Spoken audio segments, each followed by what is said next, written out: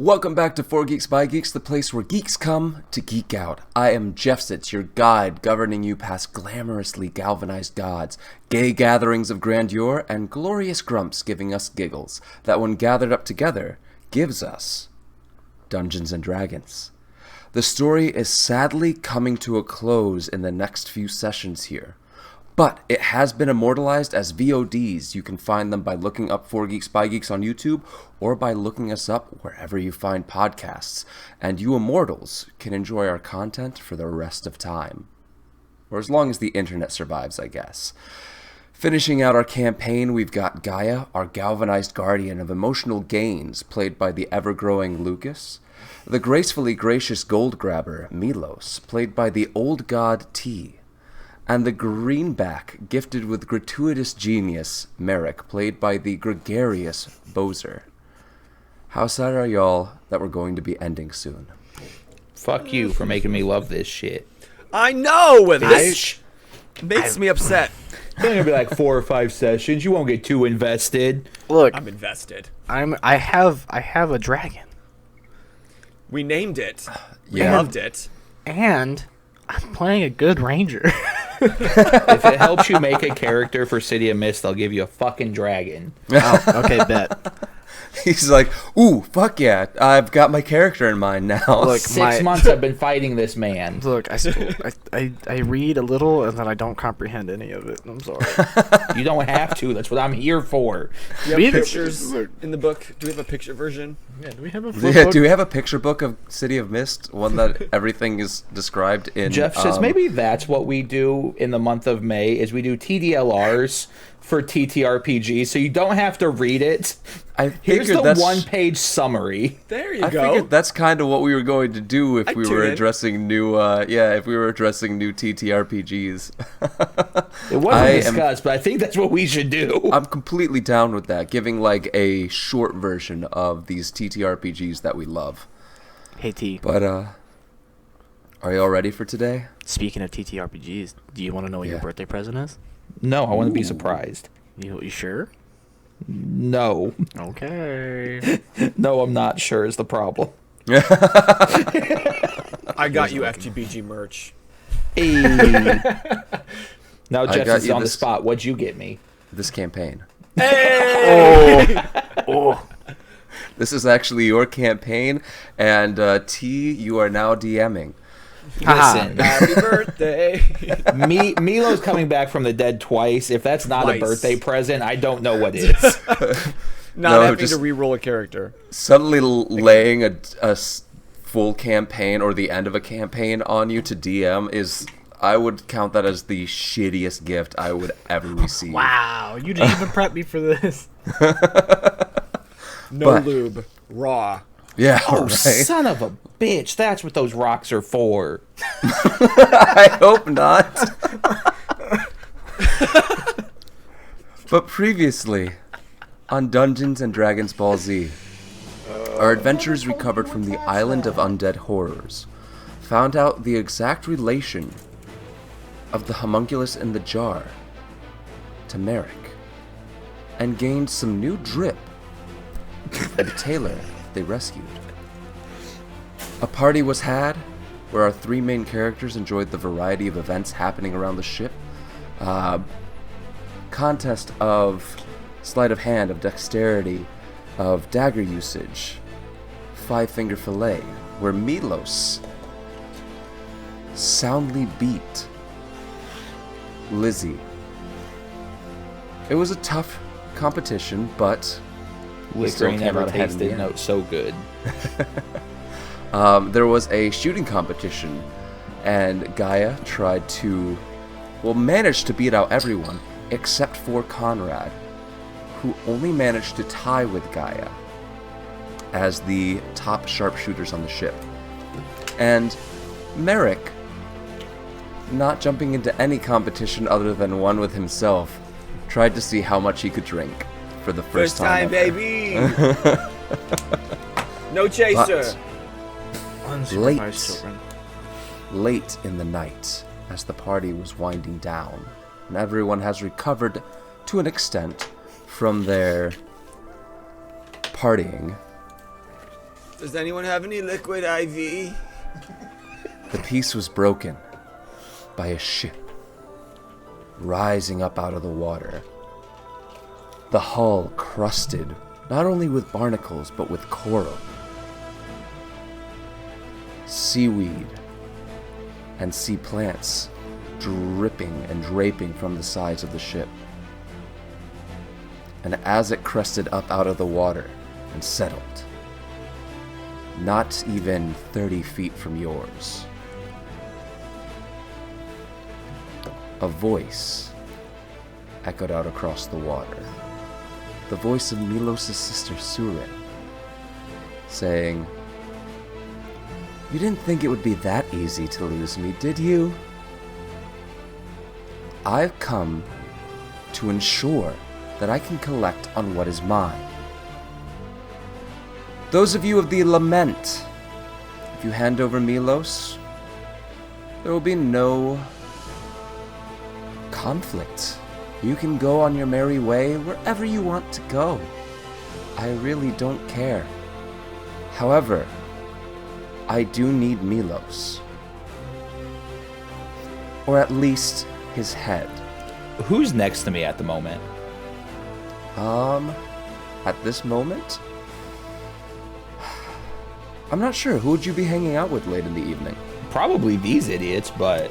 Then there you go. You've got you've got Merrick and Gaia next to you on the ship. Milos would lean over to Gaia. She sounds familiar, but who is this bitch? Who did I piss off?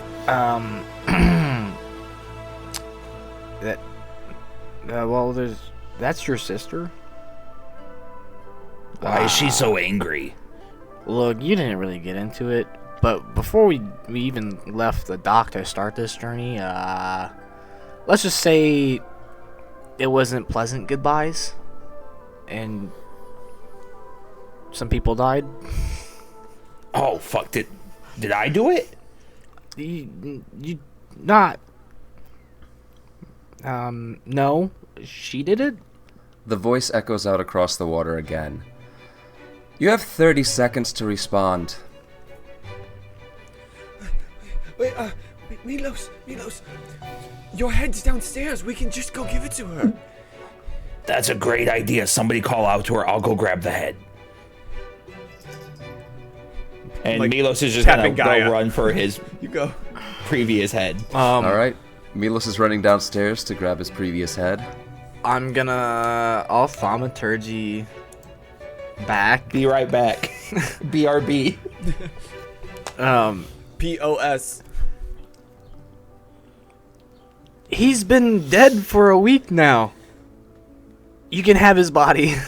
We don't need it. What? Is Pasha in his office? Yes. So, Milos, you run down the stairs towards Pasha's office, and pushing open the door, you see Pasha, who seems like he's tending to someone who got a pretty bad nick during the Five Finger Fillet competition, and so Pasha's just kind of wrapping their wound and like, it is okay. You will regain the use of your finger after a couple of weeks. Just make sure that you do not get it wet. From the man who literally cut his pinky off 2 episodes ago. Well, hey, Pasha, sorry to interrupt. I need my head. Is it not attached to your shoulders? The other one, the previous one. Ew.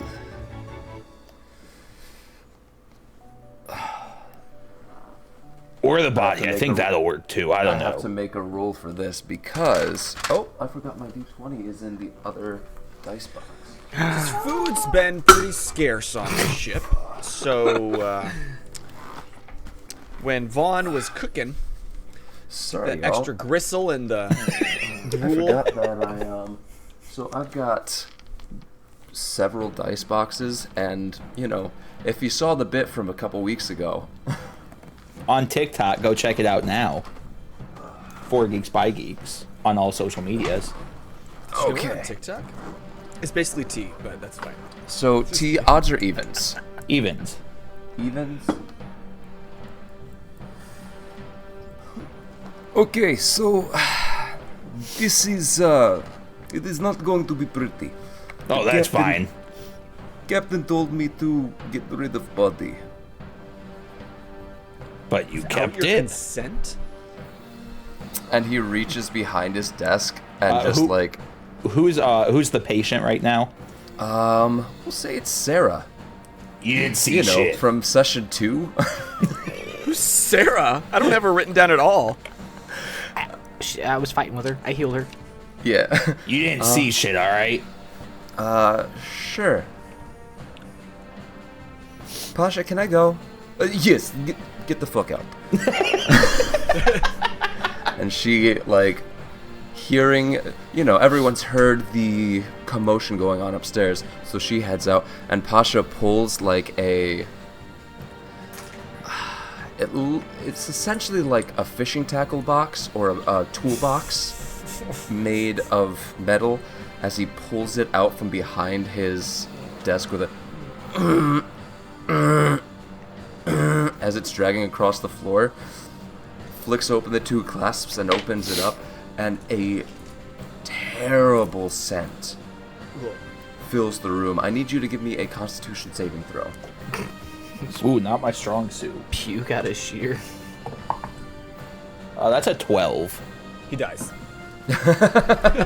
You are nauseous, and you feel the vomit come up.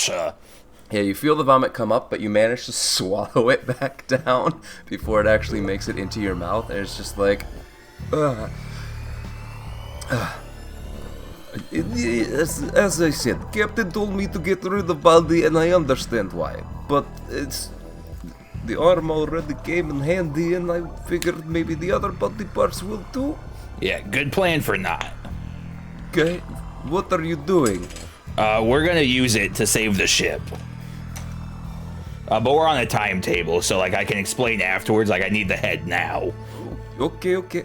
Back up to you two. So, Gaia, you just called out, and immediately as you call out, you hear the what in response, but the door to the captain's quarters and officers' chambers is thrown open as Captain Dara comes marching out onto the deck towards you and says, isn't yelling, but in the whisper yell? Yeah, in the whisper yell. What in the nine hells do you think you're doing? We do not negotiate with the lives of our crew, Gaia, or have you forgotten? No. He's already dead. We have a new Milos. Yes. We give him the blue body. I commanded Pasha to throw the body overboard weeks ago. Wait, we don't have the body anymore? Of course not. We can't keep a dead corpse on the ship. But did you ask Milos first? It was no longer his, young Merrick. Captain, we might want to ready the guns. Quietly. I'm on it, Captain.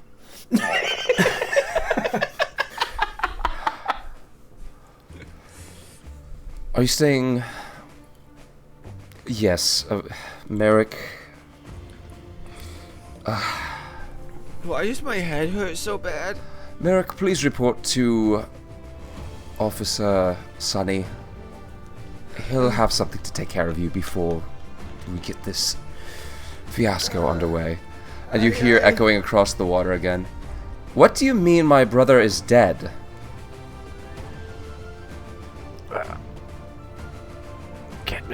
We don't have the body anymore. I don't know what to tell her. Just saying, that sounds like a 30-second conversation. I should be on my way back with a head. And I just shout, it means he's dead.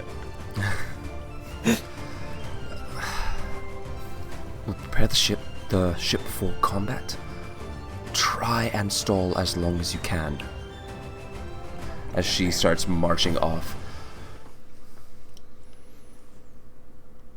You're stalling, aren't you? I'm No. off to find Sunny. Did you not pass an island with a giant undead bird? First, give me a deception check. Flat out, just no. It's not deception. It's Yeah, we're not lying. I wasn't lying about a passing Milos island. died. No. This is for the no. Deception. Well, we have to go get it. I got a whole +1 It's not for like we that. carry around That's a a head big and all. old 7.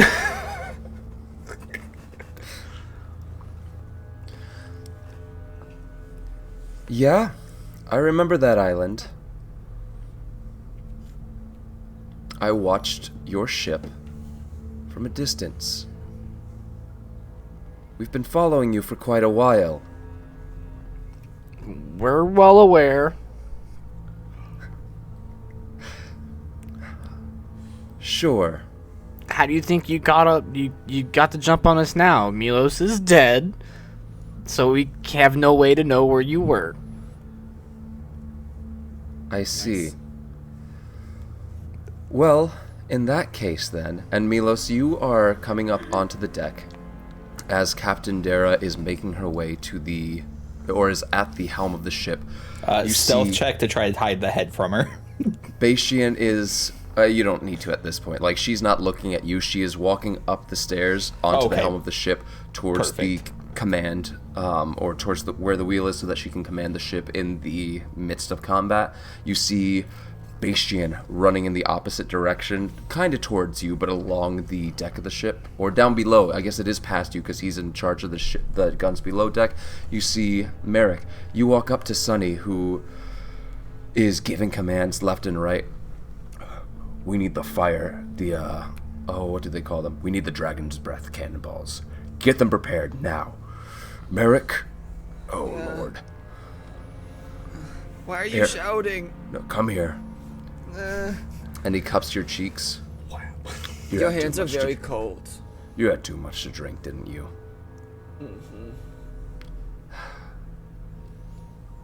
Here. And you feel a warm glow come from his hands as he casts Oh, that's Lesser Restoration on you. Damn, that's a whole spell slot. You should feel fucking special. Wow. Never Can- done that before. Can he follow me in my own life? I need that on the daily. I need my premier powder monkey to be as clear-headed as possible. Damn, he got promoted already. He's the premier. I'm the PPM, baby! He's a Primarch. You proved yourself in that fight against the Rock. I did. I love And I this. need you to make sure that you run this cannon This one? Right here? in much the same way. Can I count on you, soldier? Aye. Sonny, I don't know. You're not captain, but I don't really know your title, so. You can call me Commander. Commander! Now, you're good with fire, right? Some would keep say. it down. Keep it down. Sorry. Keep it down. Sorry. Get it ready as much as possible. And he turns away and starts, going down the line of cannons on that side of the ship. However, the three of you do notice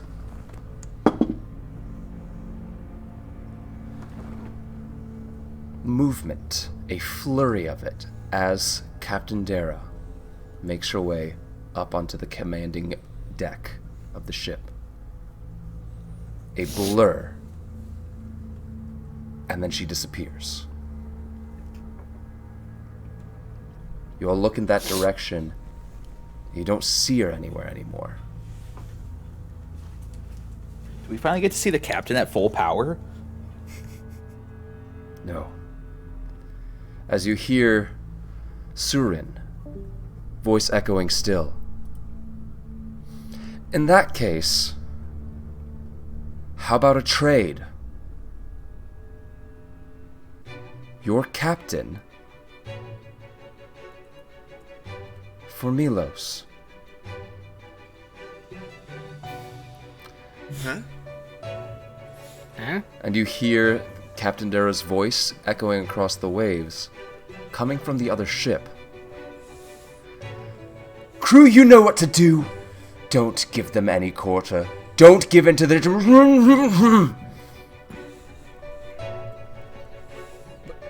What do you do?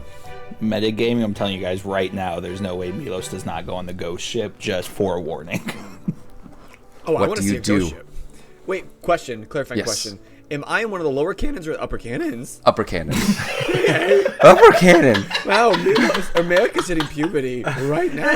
You're up at the upper cannon. Is it one facing the ship or away from the other side? Towards the ship, yep. I'm going to... Kagan is now, as we established last episode, is now in like a binding or like a leather strap. And I'm just gonna like grip him and telepathically think to him. Grip it and rip it. We didn't get to choose who we are or why we were made. But today, we get to decide what we do with it. Are you ready, Kagan? Are you ready, brother? Let's do it, brother. And for the remainder time. of this battle, I'm going to use Kagan as a spell focus. Nice. All right. So, Gaia, what do you do in the immediacy after the announcement from Surin? I'm just like, I'm looking at Milos like, what? She was, huh? And I'm gonna like run up toward the helm area where I like last saw her run up and just Yep.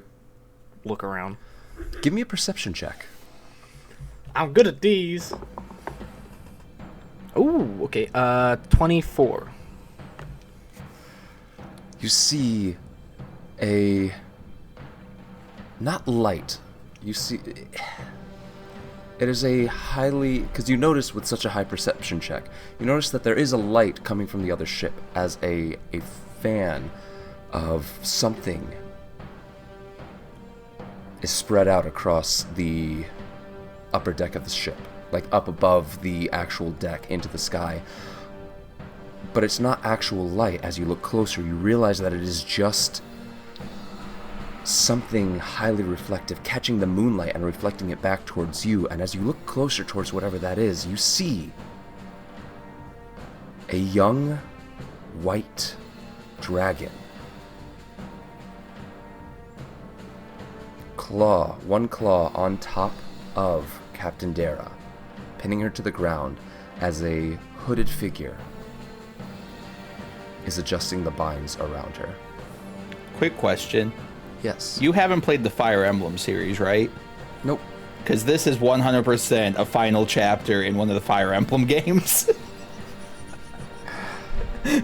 Complete coincidence. Dua But yeah. Lipa's gonna come after us for copyright. But yeah, Guy, that is what you see. You are on the helm. There is no one else there at the moment. Milos, what do you do in the immediacy after? So I'm assuming Milos is at the top of the steps on the main deck now. Yep. Beishin just rushed past you. Here's your head, you cranky bitch. Do you just yell that? Yeah. Give me a performance check. My strong suit. That's a 5. You feel the wind picking up and push your voice back and away from the oncoming, or from the ship that Surin is on. Oh, that was feel unhelpful. like the wind picking up, the waves getting a little bit louder. It's hard for you to be heard over the sounds of the ocean. How far away is the other ship? From edge of ship to edge of ship, about 30 to 50 feet. Okay. Question. Yes. Go ahead. So we can see their faces. It's dark. They don't have lanterns lit because they just came up out of the water. But with dark vision, I could see their faces. No. Still, even with dark vision, you can make out... But it depends. Like, you can't make out details, fine details. But I'd say you could try to recognize someone if you wanted to. But could I see their mouths? Not well enough to read lips. Okay. Does anybody I haven't used this entire campaign. Does anybody on the deck use magic? I need thaumaturgy. Real quick, Milos. If you want to use something to extend your vision, you wouldn't need extra light to read lips then. You would just need a spyglass of some sort. So, let me see if thaumaturgy... I don't know if thaumaturgy can be cast on someone else. I don't know. I'm assuming they just hold their hand to my throat. And my vocal cords just get loud. It has to be It's how I was voice. picturing that in my head. It has to be That'd your be cool, voice that gets louder, unfortunately. So you call that out, and I'm just gonna start waving the head back and forth, like Sunny comes up, and like Jason holding Medusa's head. Sunny comes up, and I don't think thaumaturgy works that way. Well, somebody needs to alert this bitch. I've got the head. And you hear Sunny's voice echo across the waves. We have the head. Bitch. No, that's rude. I don't care. She's a bitch. That is uncouth. But Sonny, you're racist. Good to know he draws the line somewhere. We treat all enemies with honor. You called me and Gaia the same person because we were two different species but looked alike. I did no such thing. I said that you look Don't similar. gaslight me. The two in blue. Give me a deception check. 15. No, I'm pretty sure I remember just saying that the two of you looked similar. Damn, this man's toxic as fuck. I, as DM, have to point out that you are gaslighting him right now. That's why you had to make the deception check. I don't think so. He was pretty racist. He just said that you and Gaia looked similar before you transformed. Yeah, he literally just said that the two in blue were both blue. Alec, I am protecting Sunny. He is not racist. Those of you in the audience, he literally just said that they were both blue. You know, the two in blue. It felt derogatory, okay? It's different when Gaia says it. So, it's also different when Bastion says it, I guess. Yeah, Milos, you can't say it anymore. You're not blue. You lost all street arm. You lost all street cred. All right, reeling it back in. Then. So, I'm a quarter. coming across the water. Just the head? You said you wanted the head. All right, just making sure.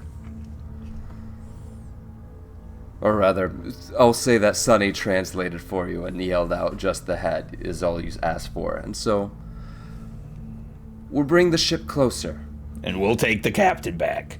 Yes, we will exchange prisoners. Scratch that. We won't bring the ship any closer.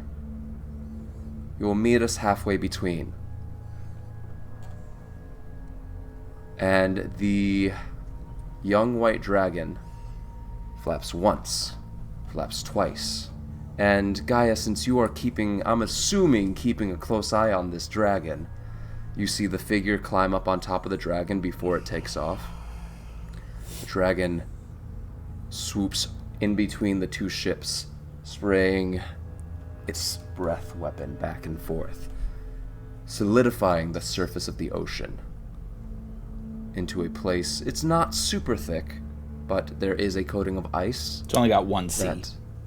Yeah, there's a coating of ice that you're hoping will support the weight of everyone who has to make their way out. This way, 2 of your crew members can come out. We will have one of our crew members move forward with the captain, but know that if there is any skullduggery or misdirection, we are ready to fire. Gaia, you got my 6. Oh, I'm totally going on this. We need to make sure the cannons are ready. Sonny, you know what to do. Where is Nuri at this point, Gaia? Below deck? She probably would have woken up to all this. So she probably would be coming up deck. So she comes up onto the deck, sees the dragon flying around, and honestly does like the dog thing of like tip-tapping all 4 feet. There's another one. There's another one. Looks over at you, and you can see like little snorts of flame coming out of her nostrils and out the sides of her mouth as she's very excited that there's another dragon. Easy, girl. Easy.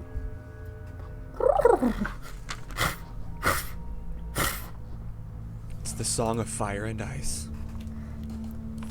And Gaia, you and Milos make your way to the edge of the ship. Before we go down, though, okay. If something happens and she figures this out and takes me, I've got a way out. You guys leave. Understood? Blast away with this cannon. Got it. As he's downstairs. Oh. No, really good. If she figures this out, I think she's gonna come for us all. She'll have me. That's all she cares about. No, we'll say Merrick was up on the, like, all 3 of you are up on the main deck. Merrick is only like 10 feet away. Milos grabs Merrick by the head. Leave me. Leave me. Let me die in wrap peace. my arms around his leg. Come back, okay? Yeah, I'll try my best, kid. You got this. Ay, ay. I'm gonna go back to my cannon, but before I do anything, I'm gonna go through my sack and pull out a robe with a bunch of eyes on it. Ooh. This might come in handy. All right. And I can see every fucking thing, every fucking where. It's a little disorienting at first because, yeah, it's a 360 view. It's like seeing a 360 camera angle, but all at the same time, and you, like... Is this what God feels like? You all see Merrick, like, blink once, or blink a few times, and after the first couple of times, all of the eyes blink as he is blinking. Oh. That's disgusting. Let's go, Gaia. What the fuck did... I got your 6. You've got You're everything, 12. bud. Don't shoot Milos like Obit did. Please. So as the 2 of you are making your way over the side of the ship, Nuri is like clambering up onto the banister as well. She is not coming. Stay here, Nuri. You stay on the ship. Give me an animal handling check. And she's not a small beast anymore, right? She's not small. No. Okay. Okay. Animal handling. What are you? +5. That's a 21. You hear telepathically, Gaia. You can tell me what to do, but that does not mean I will do it. There's one of my kind out there, Gaia. I can meet someone like me. Honey, we don't know if that other dragon is friendly right now. Currently, this is a very tense situation. I'm like trying to be a logical parent to a child, and I know this isn't gonna work too well. Fine. But I know that if something were to happen, you have all the right in the world to come save Daddy. Okay. Nuri, you wanna be here with me and help me light the cannon? Nuri's head swivels towards you, Merrick. Good girl.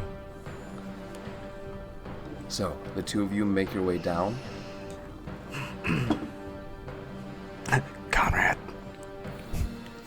I need The you. ice cracks. Conrad, I need you to shoot this bitch in the head. But the 2 of you make your way down, and Merrick, you get ready with the cannon, and you turn, and Nuri is no longer anywhere to be seen. Of course she's not. Shit. The two of you, Gaia, Milos, you make your way down onto the ice as you set one foot onto it, set the other foot onto it. Seems stable enough. It's kind of attached to both ships, not so that the ships can't move away from each other. It doesn't seem like it's that thick, but at least so that the ice Nice little bridge, ice barge. Yeah, at least so that the ice bridge doesn't float off from between the two ships. And you see the young white dragon perched on the edge of the ship, its eyes almost glowing with the reflection of the moonlight and of the lights that are on your ship, because your ship is fully lit at this point. And Milos, what is your passive perception? 18. You see two figures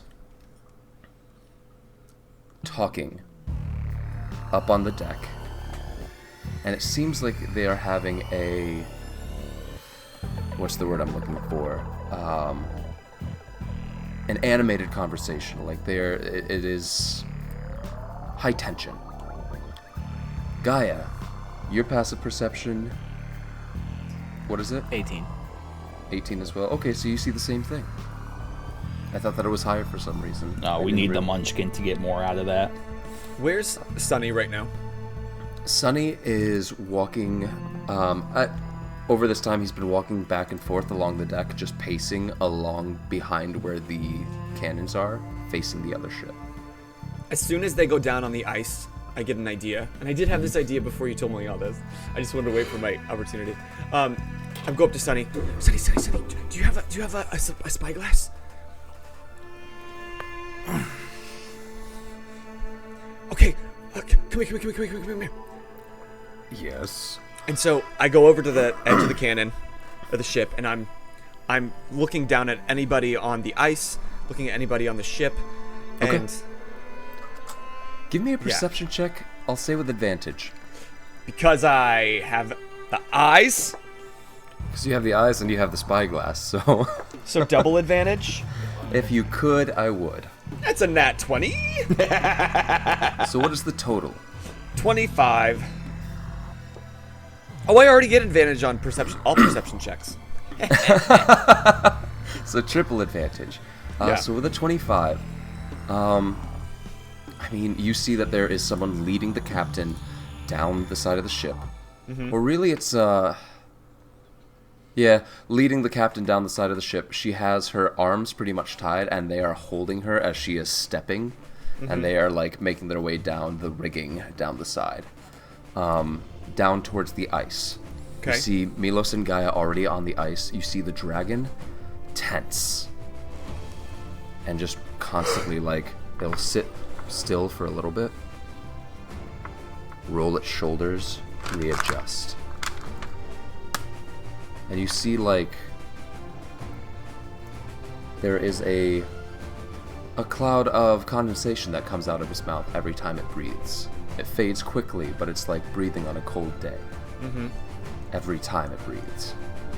And where its muzzle, where its snout is rested on the deck, you see a pool of ice right in front of them on the deck, and the banister where they're kind of up against, icicles are starting to form. Its blue eyes catching the moonlight and almost glowing. As you're looking at it, it looks in your direction. You quickly readjust and you're looking around and you see Surin, because you recognize her from the first time. Mm-hmm. As well as a hooded figure where even with a 25, their hood covers, like, is so deep that you can't really see anything from the nose up. You can't see their eyes, but you can make out their mouth and the conversation that this hooded figure is having with Surin. Surin is saying, I understand the God, why can't I think of words today? I'm so sorry. I understand the agreement that we made, but this is too good of an opportunity to pass up. Whereas the other hooded figure responds, if you do not stick to our plan, if you do not honor our agreement, not only will I have to pull back our support, you will also find enemies where you once found allies. Think carefully about what you are doing, because I also need something from that ship. I need it. Coggin. Shit. We found Merrick's parents, the pieces of shit themselves. It is a it is a medium-sized humanoid. Okay. With your dark vision, you can't make out any coloration, just shades of gray. Yeah. So I'm gonna say this out loud, and I'm just gonna point in Milos' direction. And you hear in your head, "Hey, Milos, this is Merrick. Got your 6. I learned a new trick. So, don't say anything out loud, but I'm gonna keep you up to date on everything that everyone's saying behind you and what's happening." Cuts off. I'm gonna hand that quick, does. Sorry, Milos. You're using message, not sending, right? The cantrip. Message. The cantrip. Okay. So you get a message out, and it's 6 seconds long, and it just cuts off as Merrick is mid sentence, but you get the gist. Yeah, the hand that I'm not holding my previous head in, I'm just gonna kind of stretch behind, just give him the OK symbol behind my head. I got it. Thank you. They're super pissed up there on the deck. They made a deal with the devil. Even with you're using Coggin as your focus, so you don't need to pull out the components anymore. You don't need the copper wire, but the verbal component of the spell is whispering the message. So Yeah. with you saying that if you need to do it in stealth, it's going to be a stealth check. Same with you, Milos. You are going to have to whisper whatever response is back. So the OK behind your head, perfect here. I just want to establish that. Oh yeah. As we move forward. Yeah, I say it out Understandable. loud. But I said that so that Sunny could hear too. So, the 4 of you, Gaia, Milos, the unnamed sailor, and the captain, all approach Wait, shouldn't there each be other. 5 of us? They didn't bring the captain? No, it's you, Gaia, the unnamed sailor, and the captain. Oh, I thought Siren was Dara. with them. Nope, Surin is up on deck. Talking to that mysterious person. Oh, gotcha. And so this unnamed sailor, bald-headed, clean-shaven, and as they approach, White supremacist. you're not sure exactly what color their skin is in the dark, but it is dark shaded skin. Not sure if it's just a black person or if it is a... Can I use my eye for detail to try to spot any hidden or to decipher anything about them? Yeah, give me It's a bonus perception action, check. so... Yeah, give me a perception check then. Cool.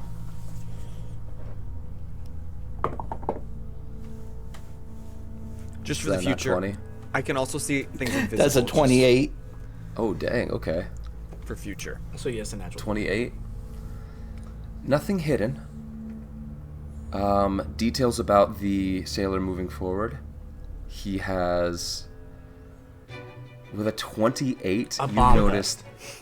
Yeah, it's a bomb vest. No. You notice that the sword across his back has a seam down the middle of it. Shit. And you Ooh. recognize it as something, draws it, splits it in Splits half. into 2. Yep. It's Cool. dope. I want one. Sell those at Ren Fairs, please. And so he is, he does seem human.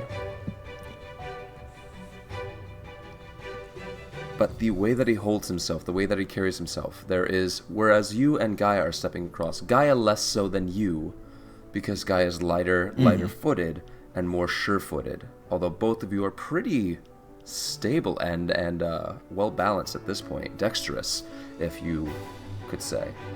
And And so you both of you though, there's still slight cracking with every step just because you are on ice. As he is stepping forward, silent. There are footsteps still from like the dusting of snow or whatever on top of the ice, but it is completely silent with every footstep. Even though he seems like he's got to weigh 240. Okay. Just because of how muscular he is. Gotcha. This is not someone to be taken lightly. And, like, they're hiding something, but it's their skill. Right. Yeah, I was just trying to, like, that was the type of information Milos was looking for. So, yeah, with that, Watch it doesn't out seem for like him. they are, it doesn't seem like they are keeping anything hidden, like an invisible person or a surprise. Cool. It doesn't seem like they're trying to flip the tables on you. Okay. At this point. Gotcha.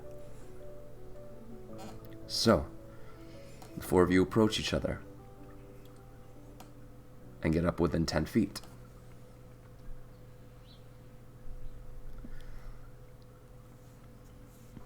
The large man, like the captain is struggling, or no, I'd say it's Captain Dara. She's calm and collect. Calm and collected. Her head is held high. Giving us a stink eye because she's pissed. Back. No, she understands. She's more angry at herself at this point for letting herself get captured. How did she get captured so fast? Y'all That's scary. did exactly what you should have. She's angry because she's not sure what's going on. She still hasn't seen the head. So I guess she would be giving you the stink eye at this point. Yeah, okay. Milos is just carrying the head out, right? He's not hiding it. Oh, in that case, as soon as she notices the head, you see recognition just pour across her face as she realizes what's going on. There's a slight annoyance in her eyes, but acceptance, understanding. The love I felt after making her daughter get sober is no longer there. Well, no, and she makes eye contact with you, Milos. Nods. The sailor steps forward. The captain said that you have something for me? Yeah, you get the head, I get the captain. Very well. On toi, then. I would like to do a quick ear for deceit to see if he's going to be trying to pull anything tricky with his hand off. Ear for deceit? I didn't know that. Yeah, what does that do? You make an insight check to determine whether a creature is lying. Pretty much, I can't roll anything lower than an 8. Is that a bonus action, though? It's just something I naturally do at all times. Then it's going to be an action to do an insight check. Oh, okay, I see what you're saying now. Yeah. I see what you're saying. And so he's counting down. Deux. Toi. And Milos just puts the head forward. No, I do not think that you understand how this is going to work. I need you to throw the head forward. I didn't see you release the captain. I was putting my arm forward. You didn't put an arm forward. But I can't just push her forward and expect you to... I was putting my arm out. Right I feel like I'm being pretty straightforward with his hand off. Okay. On toi, then. You got 2 hands, right? I take one hand, I take the captain. You take your other hand, you take the head. Even trade-off. Your captain can walk for herself, no? I was going to push her forward and allow her to walk forward. That's what I'm saying. So we do like the equal trade-off at the same time. And you hear Søren's voice echo, "What's going on down there?" Is she always this crabby? Oui. I'm sorry, man. No, it is okay. You learn to live with Should her. we do this Luckily trade-off she's- quick so like she's Yeah, less so she annoyed with doesn't- you? I would appreciate it, yes. Oh, yeah. Here you go. Okay, so, on deux, toi. And he pushes the captain forward. And I'll toss the head towards him. Perfect, okay. Catches the head. Ugh. You held on to this. Say that one more time. I missed that. I'm sorry. You held on to this. Well, yeah, For we didn't have a chance to give him a burial. We we fought that rock thing. Shit got intense. Ugh, this is disgusting. All right, well, have fun with your captain. All right, thanks. Yeah. Safe trip. Conduit. Yeah. And Milos is going to use his claw to start unbinding the rope as quick as possible. All right. And I'm peeking up behind to see what Surin and the hooded figure are doing. Give me another perception check. At advantage. Ooh, 22. 22. Nice. Fast math. Yeah. So focusing in on Surin and the hooded figure.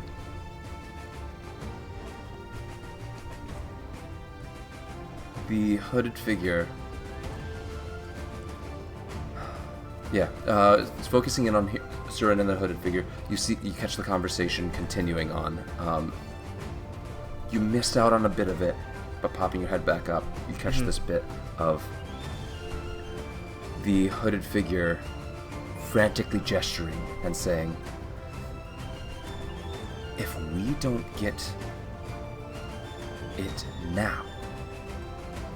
it now, our deal is off as of this moment.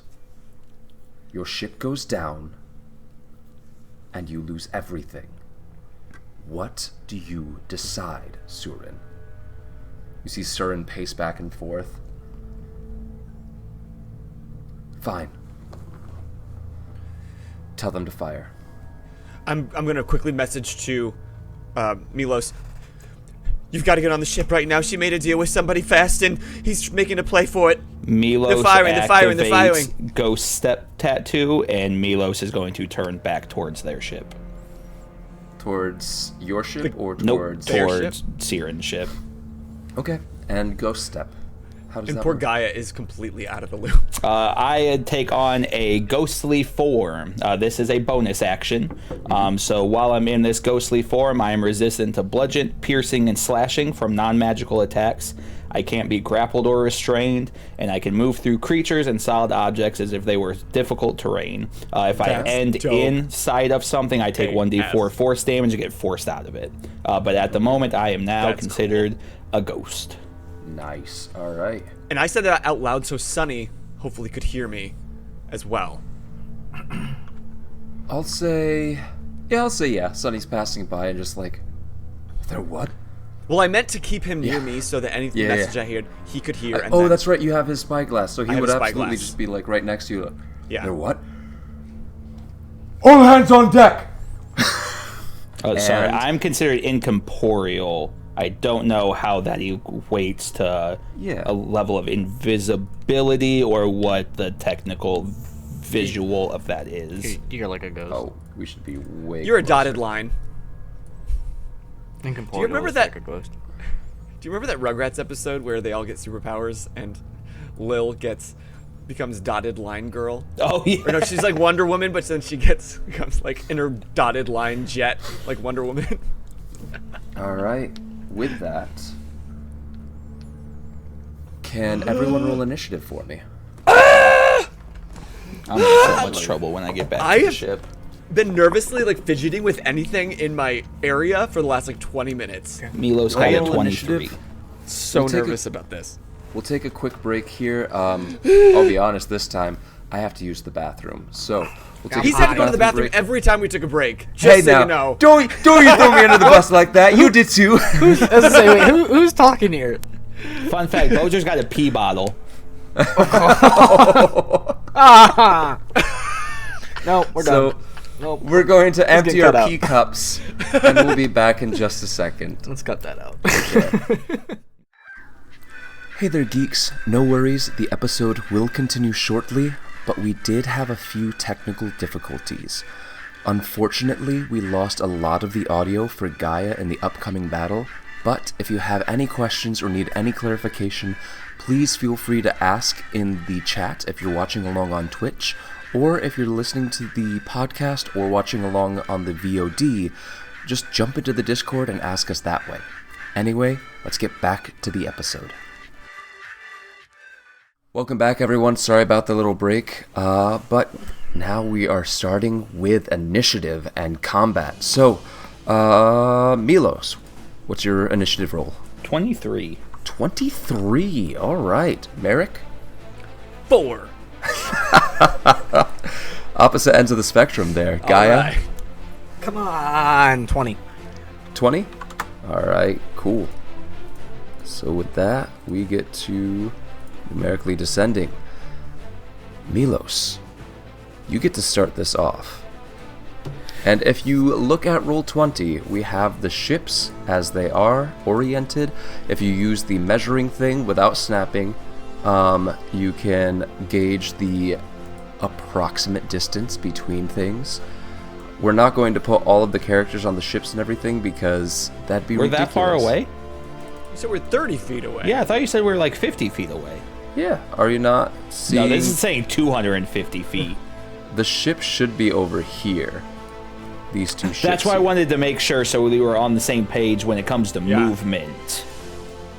Yeah, because the two ships should be both like right inside that circle. As I'm Yeah, thinking. they're not. They're pretty far away. Can we move it? What? Why are you not able to see it then? Oh, you did move it? Yeah, Oh, maybe we need to refresh it or something. it is a very big map. So Blast to the past that you guys may not remember. Do you guys remember the pirate game that you used to be able to play on the school computers? This was elementary school. You actually had to be pirates on the sea and actually have ship battles. No. I cannot find this game on the internet for the life of me. It feels like a fever dream. is that better? Is that? Yeah, Yes. there you go. Much, Okay. much. That's close. Thank you, sir. I think I just I got it all set up earlier and I just let it sit there, and I think it just kind of needed to be reloaded so that it was the active page. But can you see if you hover over the lament? The health bar? Yes, there's the health bar. You can see that? Yes. It's automatically there, though. Yeah. Can you see Or are the you health talking bar? about the stats if we highlight it? Can you see the health bar on the other ship? No. No. Good. So you can see your own health bar. And if you hover over the lament, can you see the stats? The AC, DT, 15 round AC. speed. Yeah. Min max Cool. 20 feet, 140. Attack upper deck guns are a plus 10, 5d12. Lower deck is a plus 6 with 6d12. So Yeah. organized. So Jeff Sitz is a more organized DM. with that, I'm here for the chaos. y'all have whoever helms the ship will have options that are available. It's gonna be kind of the same options that we had with the ship with the fight against the rock. Your actions, if you are part of the ship or running the ship, can be fire the upper guns, fire the lower guns, move the ship's speed, or 20 feet with oars, and 145-degree turn per turn. Take aim, which gives advantage to a single level of guns, or full speed ahead, and you get to roll a d6 and roll a d6, multiply whatever you get by 5, and we may change that to 10 just because of how big these ships are. We'll change that to 10. Okay. Full speed ahead, you roll a d6, multiply it by 10, and you get to add that to the speed of the ship for that round. Okay. And then, or reload guns. One row, one level of guns. And we will consider that if you want to spend your turn doing one of those ship actions to aid in the ship, you can use your movement to move to a different area of the ship if you want to, but like if you use your action to do that, that is your turn, your action for your turn, and the ship gets a bonus instead of you doing something on your turn. Or you can do any of your normal actions, because we're going to be kind of jumping between the micro and the macro during this battle quite a bit. Okay. With that, if you look a little north of the ships, you see the wind direction. It is currently blowing in the opposite direction that your ship is facing. So you're currently against the wind and will have to deal with that. Your movement for the turn of the min max 20 to 140 Your movement for your turn will be decided by the wind speed or the wind direction at the beginning of the ship's turn. So if you are facing into the wind like you are now, you do not get the benefit of being, with the wind until you start the turn with the wind at your back. Okay. Makes sense? Is the wind going to change? The wind can change, yeah. Okay. There are spells that can change wind. There are things that can happen that will change the wind. Got it. Noted. High fantasy magic. I'm here for it. So, with that though, Milos, you get to start us off. You are still down on the ice. You just cast that, used your tattoo, and how does activating the tattoo work for you? I want you to flavor text this. I don't want to take this from you. I think Milos, in just full anime style, just kind of pull up the sleeves, and as he runs his hand over the tattoos, it activates. So he just quickly runs over his arm, and then just poof. As you do that, does it turn you invisible? That's what I was questioning, because it turns me incorporeal, so I don't know what level of visibility I portray. The same. You are as visible as a ghost, like as a as a spirit or a movie-esque ghost. Gotcha. Think Haunted Mansion. Right. So people can still see you. You're kind of see-through, but it's not going to give you as... If it doesn't say anything about giving you advantage on stealth in the stats, okay, gotcha. The thing doesn't do anything, because... And I think... No, it is not a condition. Okay. But you can move through objects. And is old boy have his back to me? He does. Do I get sneak attack if I stab him in the back? If you want to run over... Unfortunately, no, because we are in the initiative order, so he knows combat's starting. But he wouldn't know that I'm still down on the ice. Yeah, he does. You just turned around. That's valid. I guess in my head he had already walked back towards the ship. I mean, you're both kind of walking back towards the ship, but he sees everything that's going on. I didn't walk back towards the ship. I let them walk, and then I immediately went toast. Like, you're two groups separated. Gotcha. And he sees all the commotion going on up there, turns around and sees everything going on. You getting the drop on him is you getting to go first in initiative order. Okay, cool. Well, I'm just going to do some 2-weapon fighting. Cool. Cutlass and rapier. Hey, you are in... What kind of rogue are you? Inquisitor. Don't you have a thing that allows you to get sneak attack on an enemy by studying them? That's right. I have insightful fighting. Because I can make an insight check against a creature that isn't incapacitated. And it's a bonus action to do that, correct? Yes. Yep. And it is... So it just means you wouldn't get to attack with your dagger this turn, which makes sense because you can't even draw it this turn yet. That's valid. So bonus action to do that. You pull out your cutlass, you run forward, and it's insight check. I'm going versus... rapier, not cutlass. Okay. Oh, that's right. You got that new rapier. Yep. But it is insight versus... Deception. Okay, so that is going to be... My insight is... What do you roll? That's only a 14 for me. He rolled an 11, and so you, as you are rushing forward, you go... And a purple smoking fire kind of crawls up your arm, off of the tattoo, across your body. As you do that, pull out the rapier. Pull out the rapier just as the purple flames crawl up your arm and along the point of the rapier, smoking off. And so every movement you make, there's a trail of purple smoke as you are this now incorporeal spirit shrouded in these dark flames, not giving off any light. If anything, negating what little light would have been collecting on your form from reflections and the moonlight. Fuck yeah. So you rush forward, kind of disappearing and stuttering as you do so. and you rush forward, going to stab into the figure ahead of you. What is your attack roll? That's a 13 plus 9, so that makes 22. You go to do so, and the sailor almost sidesteps you. But since you're using this new rapier, you realize you don't need to try and slash across him. You can just readjust the point ever so slightly. And you catch him right in the side as, what's the damage?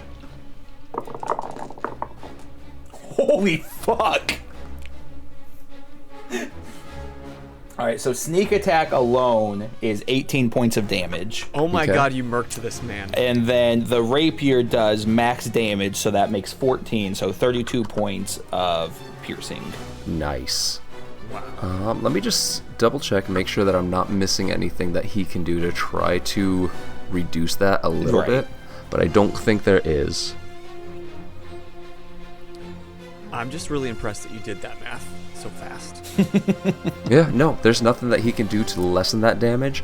So you rush up, and you catch him in the side, and he manages to roll with it a little bit, so you just get a nick off the, you take a good-sized chunk, and it is bleeding, but he kind of rolls with it, and is now facing you as he slides back 5 feet on the ice, catches himself. So we are doing it this way then. And up next is Gaia. You have the captain next to you.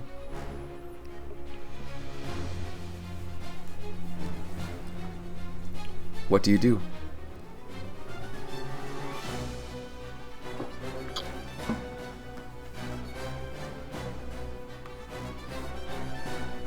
There's no way Gaia doesn't leave Milos here.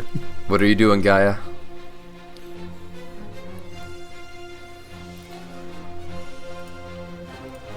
I mean, you just watched... I mean, you can see this, yeah. What are you doing?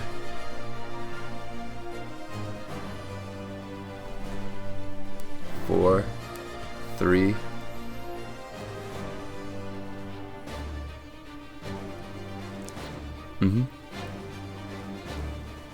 Okay.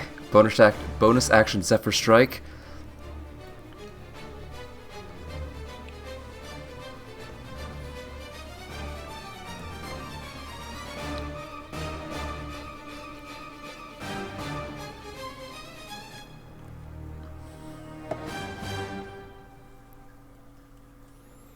Alright, so you cast Zephyr Strike, and it's full-on Blue anime boys as for you life. As you draw your weapon, your new rapier as well, right? The sword? The Sword of Vengeance? And so, okay, real quick, just because mechanically it works as a rapier, but it looks kind of like, you've watched the Castlevania Netflix series, right? Have you seen Alucard's sword in that? It looks like that, so it looks more like a long sword, but it's just very thin and light. And so mechanically it works better as a rapier because it should have finesse on it. But you can use it to slash or stab with that one, whereas Milos's is specifically just it's a rapier, a really well made one, and magic, but it's made for just stabbing. My headcanon is Milos slides across the ground, stabs in, and then Gaia comes over the top. So Gaia, you pull yours out, and as the two garnets in it leave a light trail behind as you're swinging it around, you cast Zephyr Strike, and your feet dent into the ice, giving you 2 blocks to push off of as you sprint forward, leaving a blur behind you as you leap up into the air. And go ahead and give me that attack roll. Is that a nat 20? Holy oh my god. Shit. I've never rolled so many nat 20s in any campaign ever. Go ahead and give me that damage.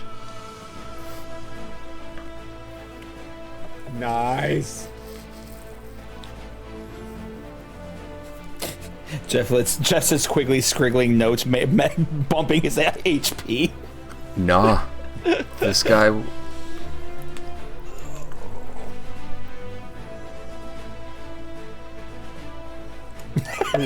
So it's wrong? Okay. Question mark, question mark? That's Boser math. Damn. So he's taken 61 points of damage. Oh my god. That's right!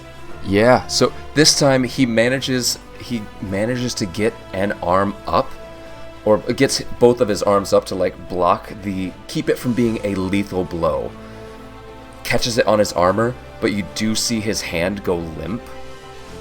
Like his right arm go limp as he gets knocked to the side and slides along the ice again, catches himself on the edge before falling off into the water, pushes forward away from the edge of the water a little bit, and go ahead with your second strike. Just barely. So yeah, go ahead and give me the damage on that one. Okay, so with that one... 71 points of damage in 2 attacks. Yeah. Well, 3 attacks. Sorry. That's amazing.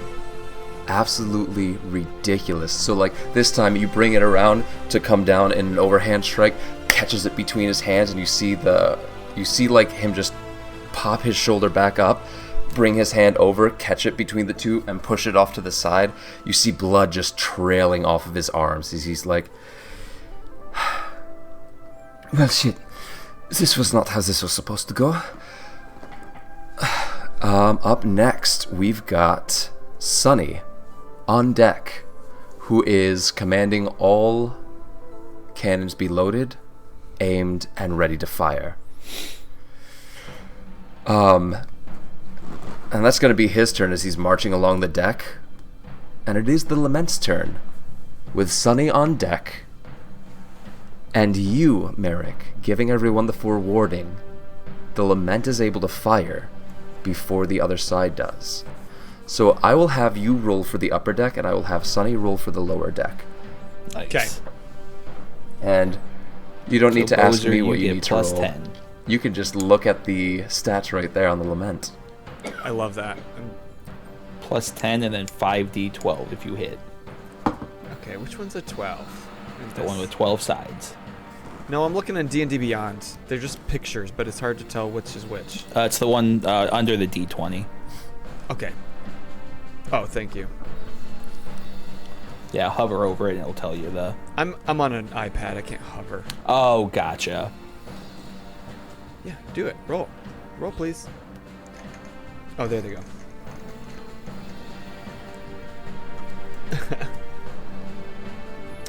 36 from the upper deck.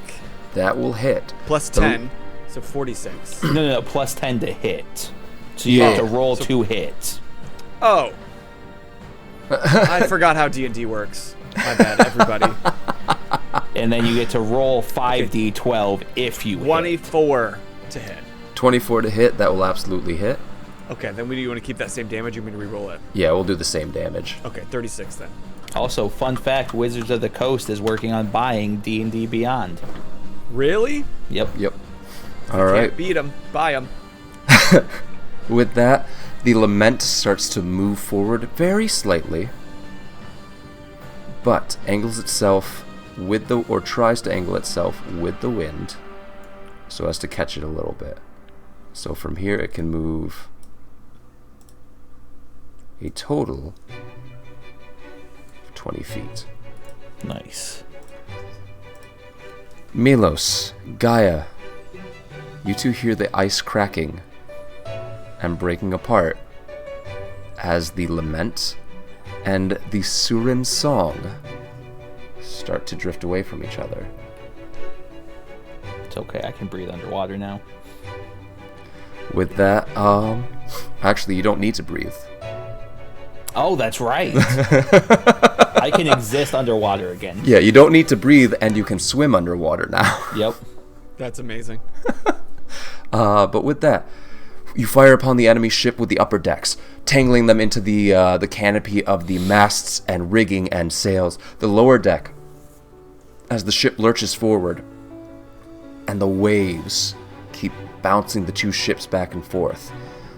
The lower deck doesn't manage to actually hit, just off course a little bit, and some of the cannons aren't even up and ready to fire yet, as people are still running around. It has been literally a minute or two since the ship came up out of the water.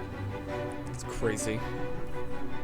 I guess closer to like 3 to 4 minutes, but still, it's been less than 5 minutes. People are still waking up from the partying. You see the person in front of you, Gaia, Milos, who is close to the ship, instead of pulling his swords off of his back, pulls a stone out of his pocket, say, I could really use some help down here. And then take the disengage action. Ah, that bitch. To climb up the side of Siren's Song, or Surin's Song, as it is also moving away. So he gets 30 feet out of your... He climbs up the ship, I guess. We'll give him an athletics check. Yeah, how tall is the ship? Because that's going to count towards our moving speed as well. So just so... The Lament the deck sits about 25 feet above the edge of the water. I mean, give or take, just because waves, but like on average, if it were completely still water, it'd probably sit about 25 feet above the edge of the water to get up onto the deck. Whereas Surin's Song sits a little bit lower. Okay. It's a bit smaller ship. Right. And so it's probably going to be closer to like 10 to 15. Okay. Cool. But yeah, just planning ahead is all, not trying to limit his movement or anything. No, he climbs up there and gets onto the deck and runs over to someone, as you see him like pounding his own chest. And he is actually going to use Second Wind to heal 1d10 plus 8. So we know what he is. Got it. I mean, no. Still don't know what his class is. So 9 points of damage are healed. Alright, so up next. Alright, this is where I prepare.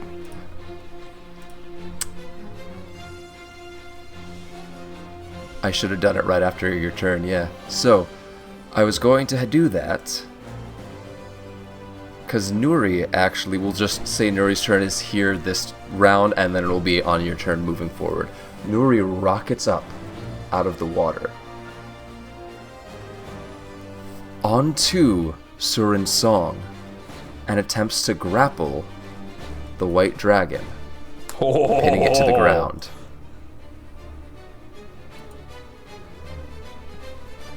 Yep, if you could pull up her stats and give me an athletics check.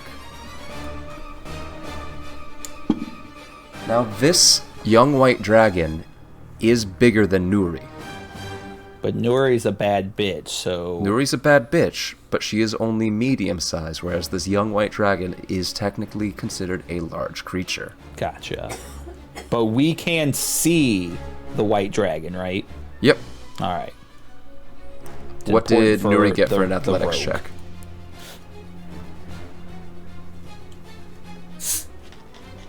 $14. That is enough, as Nuri comes up, because the dragon's snout was kind of resting right on the railing, and it had just started to lift its head up as the ship started to drift apart. Cannon fire started going off. All chaos broke loose. Nuri comes up, clamps down, not hard enough to do damage, but clamps down on the neck, just underneath the head, and kind of tackles the dragon up and onto its back and onto the ground, or onto the deck of the ship. Yes. Quick question. Did Old Boy keep Milos' head, or did Milos' head fall? Old Boy would have held on to Milos' head. Okay, cool. We'll say that he, when I get my mano-y-mano moment with the cunt, I gotta know. We'll say that he, as the two of you exchanged it and he picked it up, he was gross and, stuffed it into a bag that he had ready. Cool. Yeah, cool, exactly. Cool. So, with that, though, I do need to... It is the white dragon's turn now. I need to roll a d6, because it did technically use its cold breath. What kind of dragon is Nuri? Copper. Copper dragon. Twinsies. No, I thought it was. I thought it was bronze. Oh, if she does fire, then she's she does whichever dragon. one. It's fire. Because I was a copper like dragon, and that was poison. So, with that though, I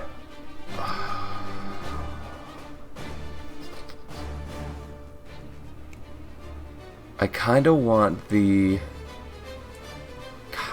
dragon just to go for it, but it won't. It realizes that there's another dragon on it. So the white dragon is, instead of just trying to kill this smaller dragon on top of it, it's going to try and break free of the grapple. So if you could give me another athletics check to try and hold it. Let's go, Nuri.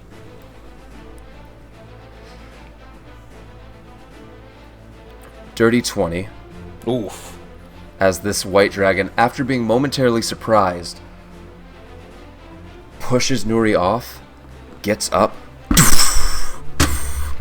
and Nuri and this white dragon are circling around each other as the hooded figure leaps up into the saddle that is on the white dragon's back. Son of a bitch, I'm an idiot. I don't remember what this gauntlet does. And okay. Nope. The hooded figure says something to the dragon. Actually, no, it wouldn't.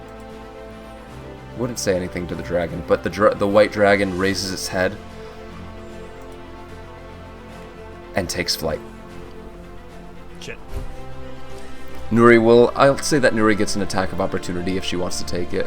You can't command Nuri with reactions, so I'll say that Nuri would try and make an attack of opportunity just to nip at the tail. Yeah.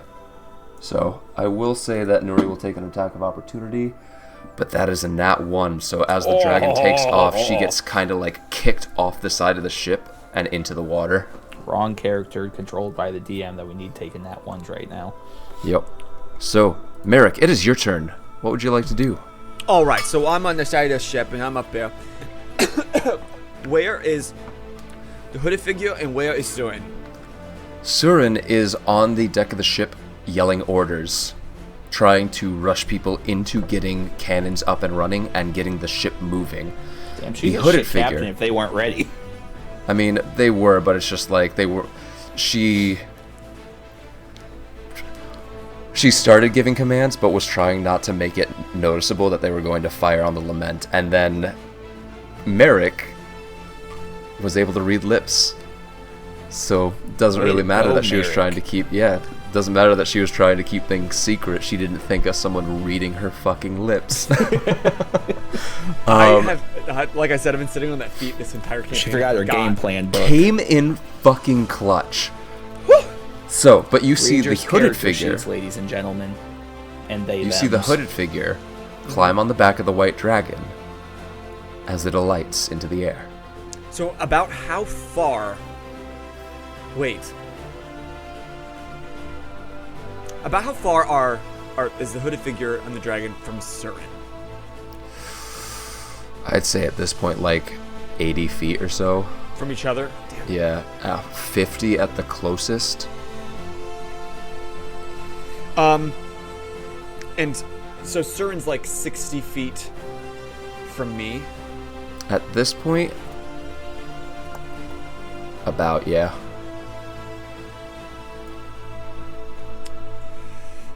Damn it. Okay, that kind of fucks up what I was planning on doing.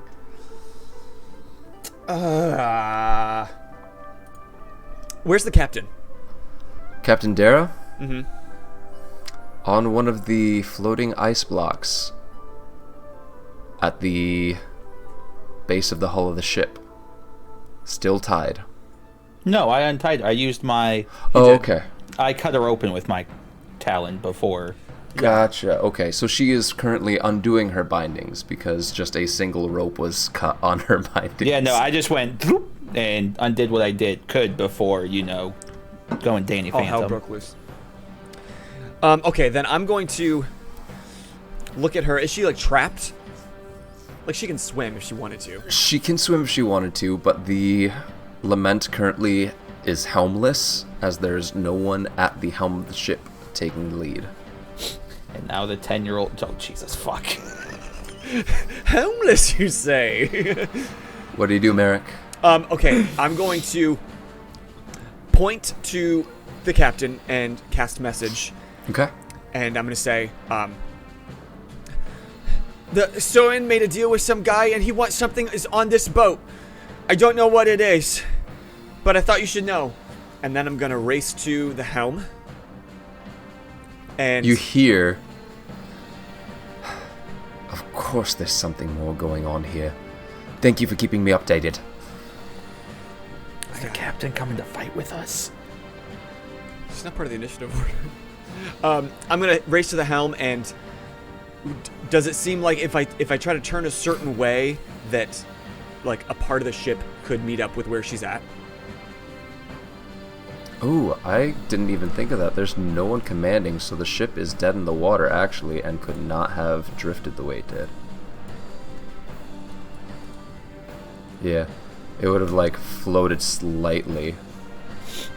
Yeah, we're talking 5 feet at the most, though. So, not 20. but sorry, turning the wheel, you said? Yeah.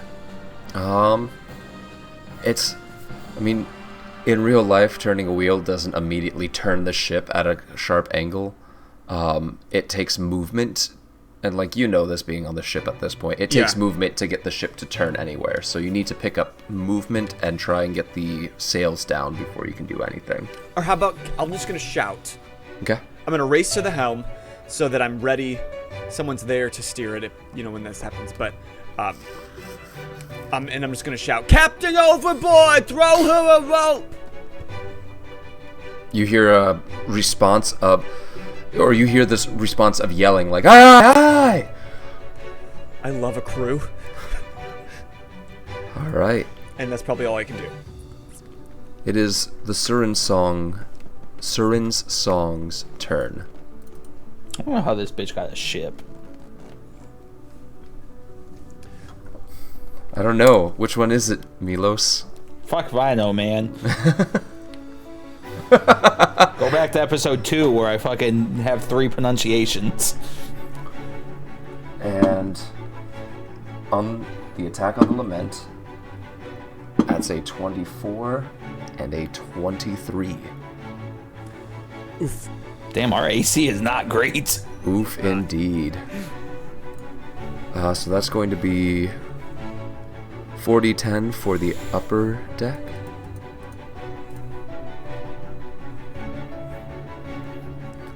I wish I could do digital art quicker to get this scene made. 22 points of damage on... There we go. Nice, 22 points of damage to begin with, and then another 8d12 for the lower deck. No, that's d8. That. I don't need 12d8. I need 8d12. Lucas, is this map up right now? Can people see the health bar? Yes. That's wild. That's so cool. I love a health bar. I feel like I'm in Elden Ring. There we go. Because we're going to lose about 80 times before we do this right. For a total of 65 points of damage on the hull of the Lament. Not good, not good. You hear... That's what my first question was.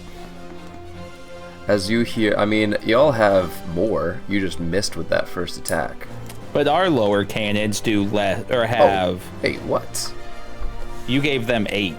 I did, didn't I? What did I... It should be the other way around. I'm sorry. That's why I was confused. I was like, I mean, I'm sure he's got something planned. Jeff said usually plans ahead.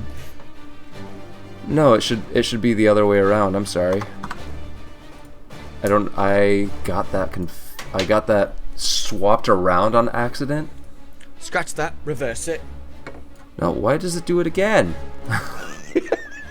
Oh my god. What is going on? Alright, 60-12 for Surin's song.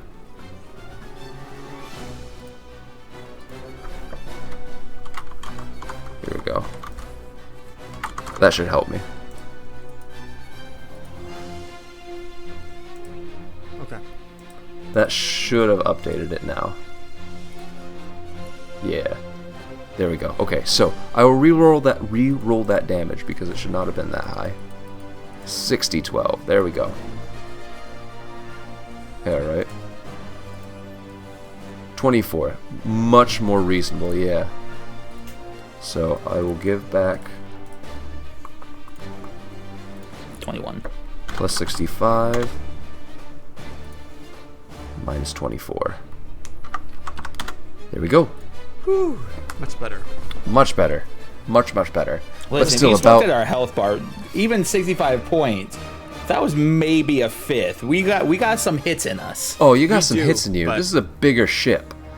But still, just cannonball after cannonball slams into the side. Holes are starting to appear along the hull of the ship. Nothing enough to make it like sink at any frightening rate. But you are taking damage. Back around to the top of the order. Milos, you are up. Let's stage a coup. And Milos is climbing Siren's song. All right, go ahead and give me an athletics check.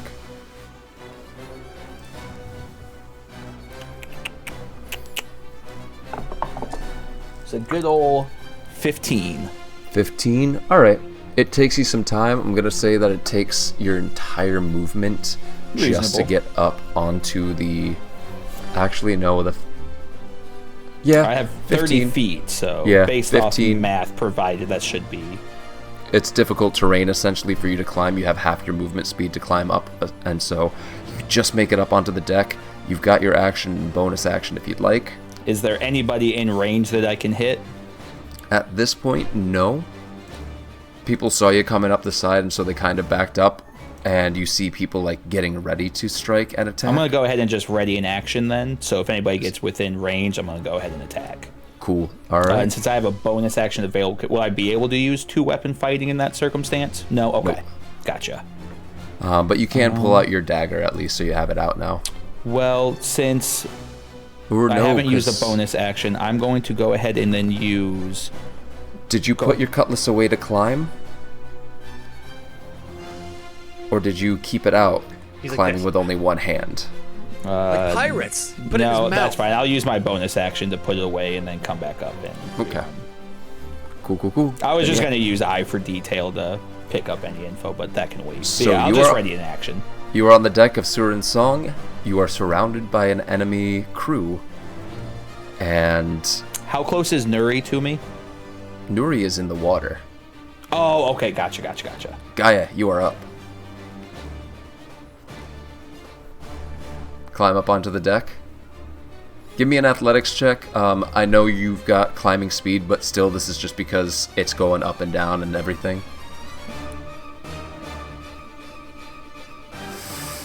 Not for this. This is pulling yourself up. If you were trying to maintain, like, keep in it or something. And If then you were just up a and heads fighting up, in the Jeff, sails, that'd be 1. If Gaia is within 5 feet of me, I get a +1 to AC due Yep. to my gauntlet. Yeah, so you make it up. You get to use your climbing speed, so you make it up there at 15 feet. You still have 15 feet of movement.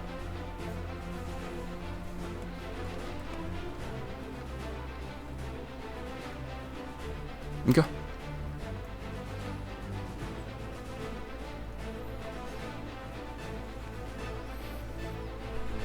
Yeah, bonus action to put your weapon away, and action to pull it out, or as part of your movement to pull it out again. But yeah, you got your action.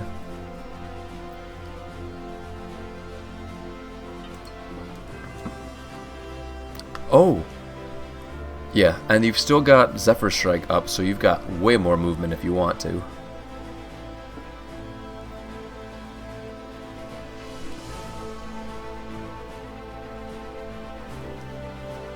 Okay. Cool. With that, it is Sunny's turn. It is Sunny's turn. You see Sunny commanding a couple of people. Merrick, you see Sunny commanding a couple of people as a few more of your crew members throw a rope overboard to help get the captain up onto the ship. A couple of them actually start like climbing down, holding onto the rope to help her up since she's still partially bound. Mm-hmm. So the captain is in the process of getting up onto the ship this turn.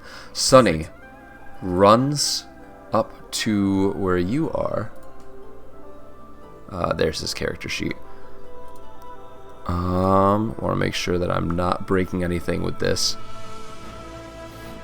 Yeah, you see Sunny cast a spell. And he propels like 60 feet up to where you are. Just like that. Mm-hmm. Gotta catch them all because he's the phantom. Comes up, places his hand on the wheel, looks down at you. I have a feeling you could be used elsewhere. And I just grin. You got it. Take over, Commander. Take care of them, Premier. And he places both hands on the wheel and starts shouting out orders. Hard to the port side! So, I guess it's not your turn, I'm sorry. So no. The Lament starts moving forward with that. Moves forward the 25 feet, and he turns hard on that. Does it, we'll say, he'll do full speed ahead. Yep. Do what? I mean, that's fair, but he's also trying to get the wind in their back so that they can move and...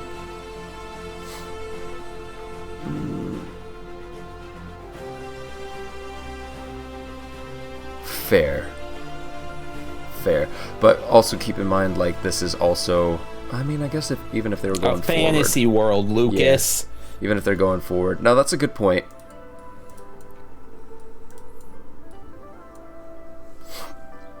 That's a good point.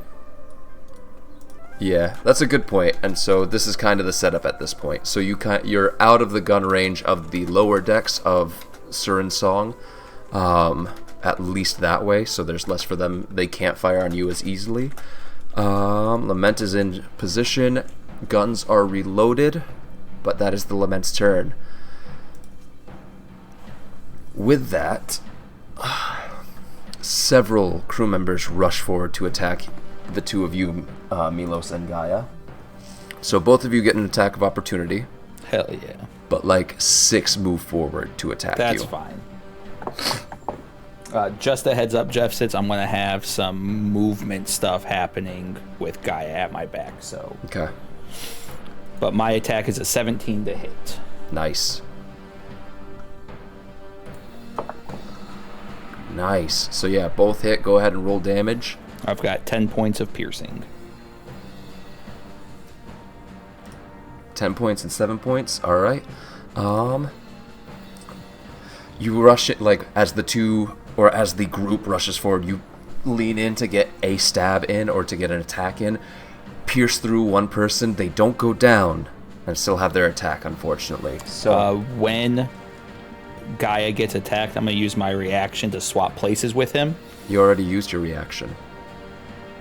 Oh, that's right. That's right. If you want to, I will allow you to not make the attack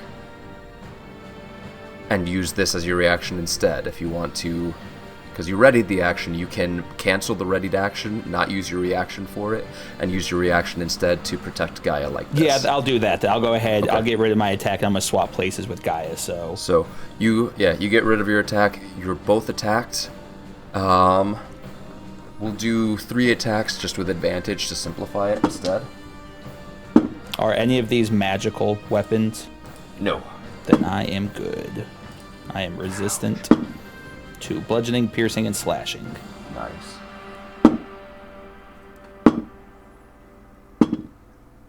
So that is a nat 20, a 22, and a 21 for the 3 attacks. Because basically they're, instead of having 6 attacks rolled, I'm just rolling 3 attacks at advantage. Basically having it where 2 people are working in tandem and helping each other. So with that, that's going to be, for the first one, 11 points of damage. We'll say that first one, Milos, odds or evens? Evens.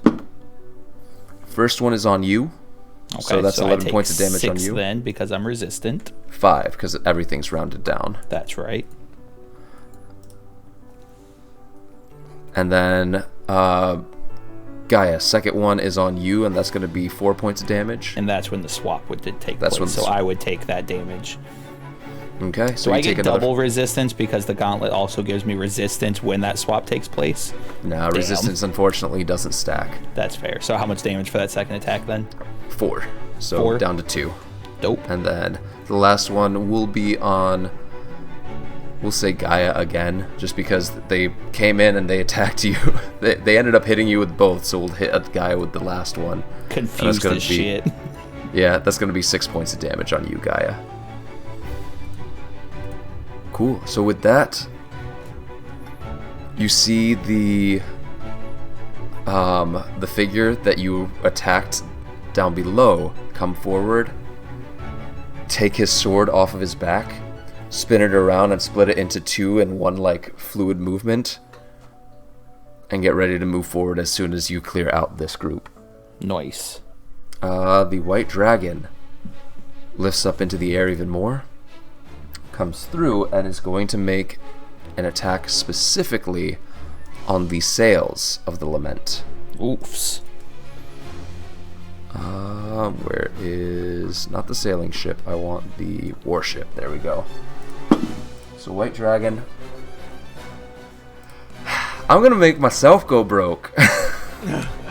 Luckily I don't gift subs for me rolling a nat 20, because that's just mean when I do it.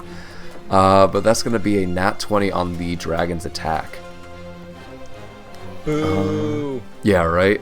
Does make 3 attacks, so that's gonna be a nat 20 for the bite, and then a 9 and an 18 with the claws. So yeah, the 9 does not hit, but the nat 20 and the 18 definitely are going to. So that's going to be 4d10 plus 4.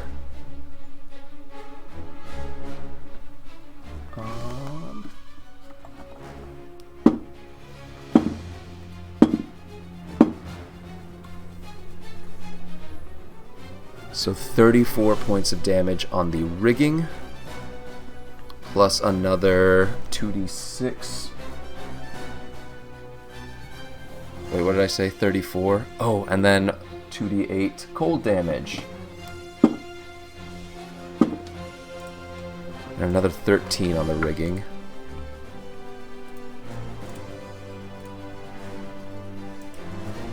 Okay. This is something I have to keep track of separately. I forgot about that because I've been doing hull damage for all the cannon fire. 34 plus another 13 plus the claw attack that did hit. So that's going to be 2d6 plus 4. And 4, 8, 12. So a total of 25 plus 34, 9, 59.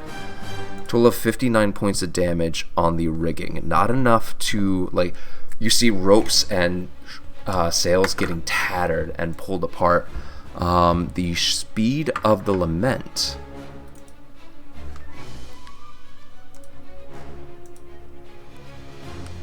Yeah, the speed of the Lament is reduced by 20 feet.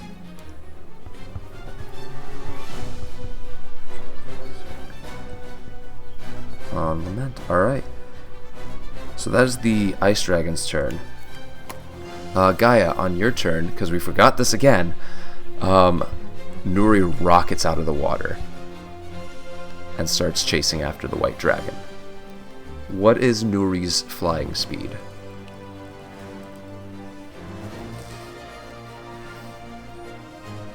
She's unable to keep up with the white dragon. White dragon is flying circles around her, easily able to keep out of her range, even with stopping to attack the rigging. And the rest of you see Nuri's, like, she's not using her flame breath. I'm not gonna, or I don't even know if she has her flame breath right now, but she's not gonna mechanically use it, but you see her, like, frustrated and shooting out bits of fire here and there. And Gaia, you hear Nuri pretty much screaming in your head, not at you, but just in the direction of the dragon. And it's less concrete words and more emotions of anger, loss, similar to your dream last night or a few nights prior, of just primal emotions more than actual words being able to come through, of just anger, hurt, loss, and confusion, all just essentially mentally yelled at the ice dragon. Be like that sometimes. Merrick, you are up. How far is the ice dragon from me if I'm up by the hole? From you? I'd probably say about 60 feet away, up in the masts. Okay, I'm gonna try something. Okay. I'm gonna whip open my robes and go underneath my coat where the bandolier of potions is, and I'm gonna pull out one. It's a little vial with this little bead that's contracting and shrinking and contracting and shrinking. Mm-hmm. And I'm going to kind of toss it up in the air, use Mage Hand, and catch it. And then I'm gonna use a sorcery point. Okay. To, ideally, I want to use the Mage Hand to either put it right in the path of the dragon's mouth, or if its mouth is open, like shove it down the throat of the dragon. How far can Mage Hand reach? 30 feet, and so I can double it with my meta magic. Okay. Using a sorcery point. Okay. This time I'm on going Dungeons to and Dragon Ball Z, Merrick fists a dragon. I'm going to say for this, because you're trying to get the dragon to drink this potion, right? It's what? You're trying to get this dragon to... You're trying to force feed this dragon a potion, right? Yeah. Give me a spell attack roll at disadvantage. And a spell attack roll is... what? Whatever your spell attack modifier is. Spell attack. Okay. I'm telling you, fisting a dragon is going to be great for SEO. I don't need to roll anything for this. I just need to look at the dragon's armor class. It's an 11. Tides of Chaos. Tides of Can Chaos. I use Tides of Chaos. Yeah. You can absolutely use Tides of Chaos. I'm gonna use Tides of Chaos. Do I roll it again at disadvantage, or I just roll another d20?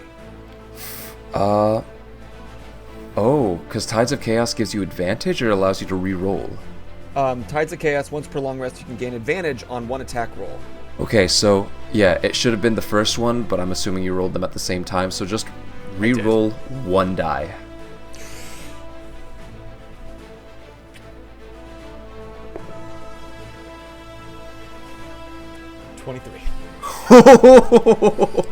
So as this dragon is, like, tearing at the rigging, bites into some of the sail, tears at it, and is like roaring in triumph as it's easily able to get out of the way of Nuri. You see it about to take off again, and you just go, gently place this, compared to the dragon, tiny vial right in its path. As it whips its head forward, mouth open, the vial disappears down the throat of the dragon. So that dragon just ate a potion of diminution, which has the reduce effect, which the target size is halved in all dimensions. Its weight is reduced to 1/8 of normal. This reduction decreases its size by one category from medium to small, for example. And it lasts for 1d4 hours. 4 hours! It lasts for 4 hours. Yep. So, with that, the young white dragon shrinks down to about the size of Nuri. It still has, like, because this is a magical shrinking, it has the same, what's it called? Proportions as it did as a large dragon, but just shrinks down to about the size of Nuri. And when it does that, you realize that it cannot hold the weight of the hooded figure on its back. And the two come crashing down to the deck of the Lament. That is a 19 for the hooded figure on a dex saving throw. Manages to grab onto some of the rigging on the way down, because it is like the dragon's getting tangled up in the rigging as well, because it was just about to take off from it. Gets tangled up into the rigging that it just tore apart. The dragon crit failed on its saving throw and slams. Takes some Milos level damage. Yeah, slams into the deck of the ship for, said it was about 60 feet up. Yep, so 66. 66. I'll roll this on D&D Beyond. It'll be easier. Click, clack, math rocks, go! 66. Oh, that's 3 1s on there, though. Oh. 3 5s, but 3 1s. So I think it averaged out 18. So 18 points of damage to the young white dragon.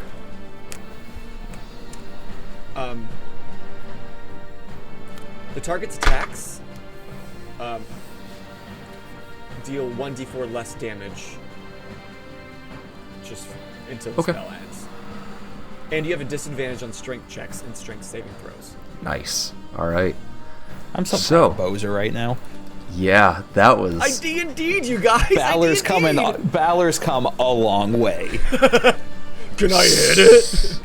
So, the hooded figure, hanging on to some of the rigging and sails that are now hanging loose, looks around and locks eyes with you, Merrick.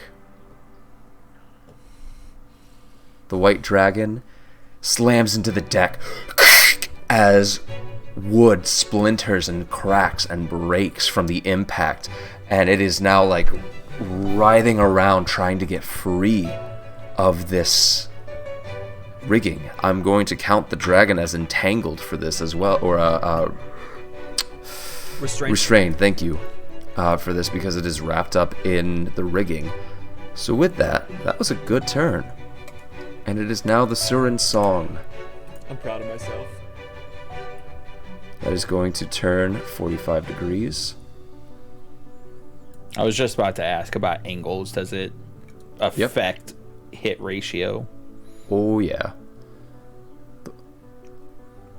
The wind does push it at the full speed, though, which is... Gotta double check. Still over there. That's fine. This ship's about to take off. Okay. Oh god. Bye. Have a nice campaign. It has the wind at its back. It wasn't exactly it, so that was still not its full movement with the wind. So the Lament reloads, but there seems to be something going on deck that keeps it from firing. Also, it ran out of actions, but... Milos, you are up. Gaia, you are right after Milos, and since the two of you are right next to each other in the initiative order, I will allow you to take your turns in tandem. Dope.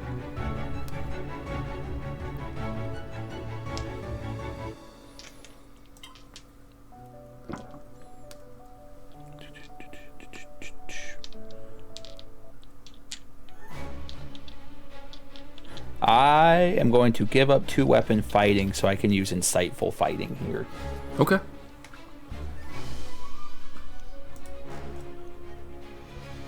You still have the insightful fighting on the on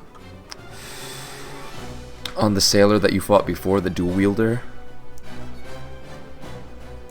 So you can. Can I only carry it one at a time? Actually, come to think of it, I don't think it specifies that. So it's just you have to use it for each new person that you. Yep. Like, perfect. You'll gain it on a new person if you use it again. You won't lose awesome. it on the previous. So okay. So that's going to be a 21, and they have to deception that. Nat 1, you're good. Nice. Yeah, just like, oh, this person's not really that much of a combatant. They always step forward with their right foot before they swing from the left. So, Sorry, Jeff sits wallet. Nat 20. That's a 29 in total. Yeah. You don't even. But I want to roll my click-clack math rocks. That's why I do this. Go for it. Just don't bother telling me the damage, because you're like, oh, this guy's not really a good fighter. He steps forward with his right and then swings from the left, and as the person swings their arm up, you just go up through the armpit, and it comes out the neck. As they just go, and you pull it out, step back as they slump to the floor, and you're just like, have at you. 20 points of damage for anybody counting no, they're out. decimated. Gaia.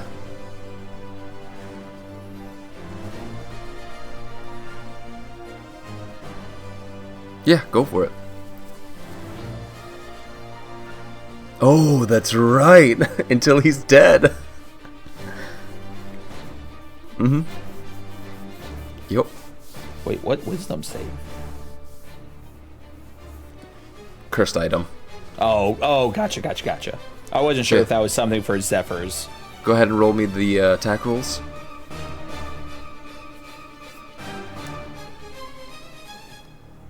Hit.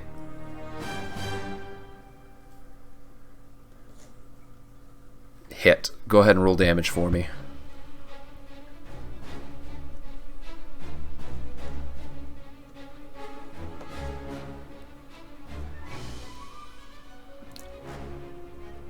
Oh. So what's the total? 12 total? Yeah, it's not enough because he... Yeah, you come, like... You're swinging wildly. You're just like, you see this slight cut on your arm. And just... and rush, like... Milos, you've never seen Gaia this... lose his cool like this, as he just rushes forward and is just swinging wildly, and you see the person who attacked him like actually get scared, but not take enough damage to kill. Usually Guy is pretty lethal with it. Lethal. Precise. But you just see this guy like just cut after cut after cut as he's like swinging his sword back and forth, just frantically trying to fend Gaia off. So bonus action and action, any movement, or staying where you are? Alright. And next attack Gaia takes, I'm going to use my reaction again to swap places with him. You got it. Yeah, as long as he's with me, just assume that reaction is taking place. Oh yeah. Yeah. No, I get it. Pulling up because... Did you do Nuri? Sorry, I was going to try to remind you, but...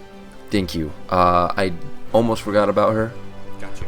But I know what she's going to be doing. Things, so. Yeah. So Nuri, seeing the ship take off, seeing that dragon shrink. Can you give me a wisdom saving throw for Nuri?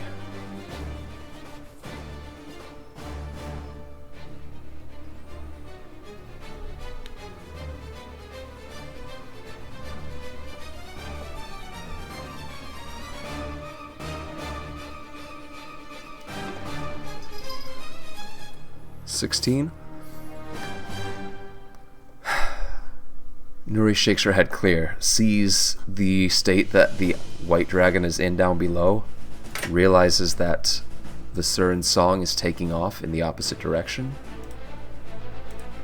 and rushes back towards you. What is Nuri's... Can Nuri dash?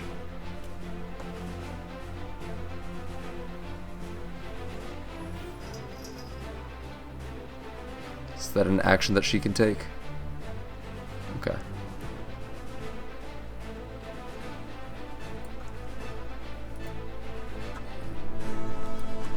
I will double check. I forgot that I have the list of stuff for her as well, so I just need to scroll down to it. Dodge, attack. Nope, she's got dash. She's good. And so what is her regular movement speed? 30 feet? 40? 80? She can't get too far, but she starts making her way back towards Surin's song and back towards you. The Lament is going to continue moving forward. Rotates slightly. Moves forward about there. So now it can fire. And it is going to do so, although at disadvantage. So, Merrick, since you are still on the ship, can you go ahead and roll for the upper deck? You got it. Get that upper decker going. Just remember at disadvantage.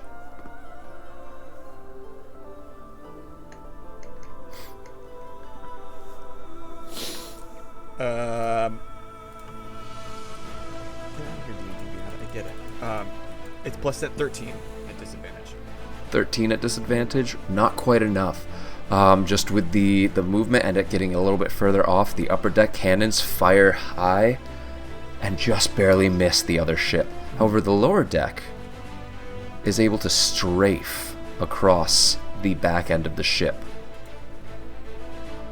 for a total of 47 points of damage. Oh, nice. Gaia, Merrick, you are rocked as Surin's song is fucked from behind.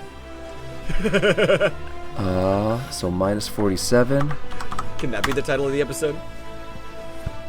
Mm-hmm. Pretty much.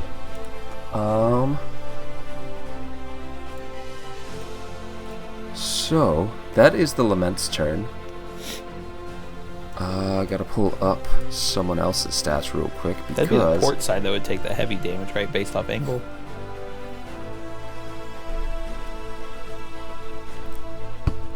I'm not either. I'm assuming port is to the right, if I remember correctly. Oh, she should have full health. There we go. Okay.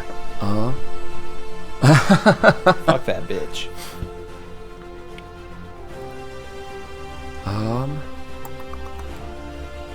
So, Merrick, you do see Captain Dara make her way back up onto the deck of the ship. Nice. Bounds are torn off of her, cut. She is free, and she marches back up to the helm of the ship, relieves Sunny of his position, and Sunny comes back down to aid in the attempted grappling of this white dragon. As people are... Let's see what the white dragon rolled. People are attempting to hold it down, and it doesn't break free of the rigging, but they aren't able to hold the white dragon down at this point. Merrick, can you give me a dex saving throw? I just went to Balor. I was like, can I see it? It's at advantage. No, it's not. Although you are a gnome, so I think you have... Oh, it's only wisdom, intelligence, and charisma saving throws. Yeah. I'm not that kind of gnome. I'm not that kind of gnome. It's a saving, you said? Yep. 15.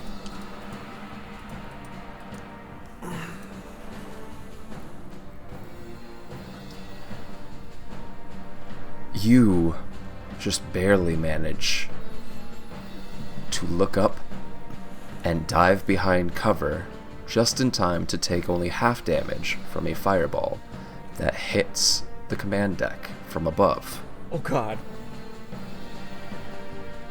How much? 16 points of damage to you. Okay. Captain Dara takes 32 points of damage. Well, she should get a dex save as well. Oh, she passed. That's a 23.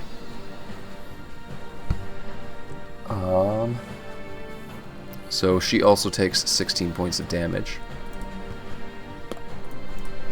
But as you see the hooded figure cast Fireball and launch it downwards from the rigging. God, Fireball. I don't care how big the room is. I cast Fireball.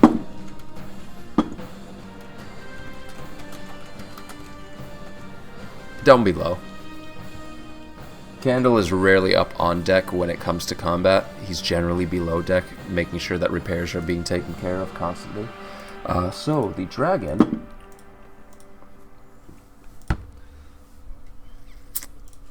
manages to break free of the rigging. It got its... Even with disadvantage, it rolled a total of 14. I should check restrained, see if there's a specific... No, so broke free of the restrained. The crew now has a white dragon in front of them. Can't attack, but bristling and angry. Merrick, what do you do? That's fine. I got more where that came from. I'm gonna reach in my bandolier, pop off the cork of another potion that's a little lead, metallic-y colored. Coggin, we're not out of this yet. I'm gonna throw it back, and that's a potion of invulnerability. Ooh. That lasts for 1 minute. All right. Nice. Well done. And so I see a dragon in front of me. The guy is still up there, right? The hooded figure. The hooded figure. We don't know guy, girl, they, them, what they are. Just out of curiosity, Jeff, is that the random name in turn order right now? Nope. Oh, gotcha. Oh, gotcha. The Frenchie. Now, mage hand is still up. This is the first time I've ever used this kind of thing. So, is like moving it a bonus action, or is that an action?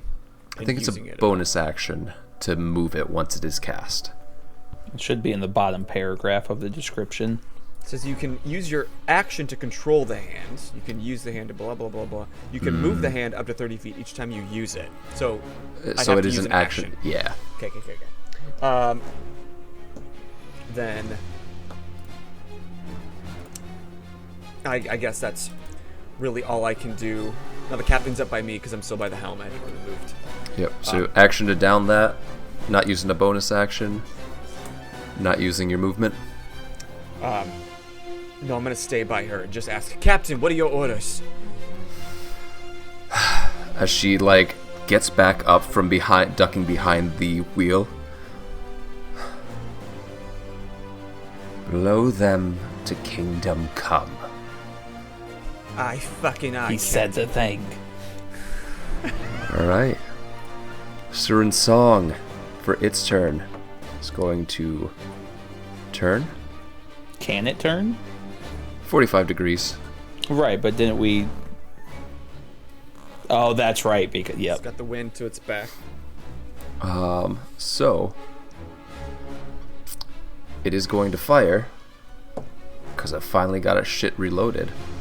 But it will be at disadvantage because of the same reason that Laments was at disadvantage. So that's going to be a 4 plus 10 for a 14. That's not going to hit. And then 16 or an 18. So a 16 plus 6 is going to hit with the lower deck. And that's going to be, what did I say for that?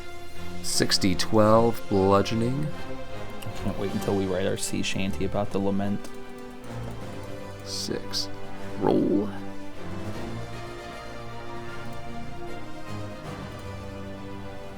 Why isn't it popping up? There we go. 45 points of damage on the lament as it is rocked. And it moves about there. So now the two ships are out of range of each other. Gaia. Wait, what happened to... Oh, that's what happened. Milos, yeah. Yep, I accidentally clicked it twice. So, Milos, Gaia, the two of you are up. Milos is going to keep doing his thing. I'm going to try insightful fighting again. Okay. 18. Yeah. Yeah. Cool. And that is only going to be a 17 to hit. Still hits. Okay, cool. Go ahead and roll damage for me. God, I love that sound. So base hit is 10 plus 10, so that's 20 points of piercing. Oh yeah. So another as the guy's coming for, like, as they're both, I forgot to do attacks against you.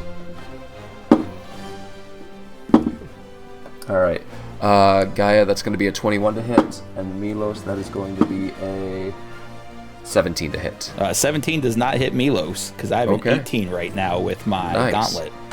And then you said that you swap places with Gaia? I swap with Gaia.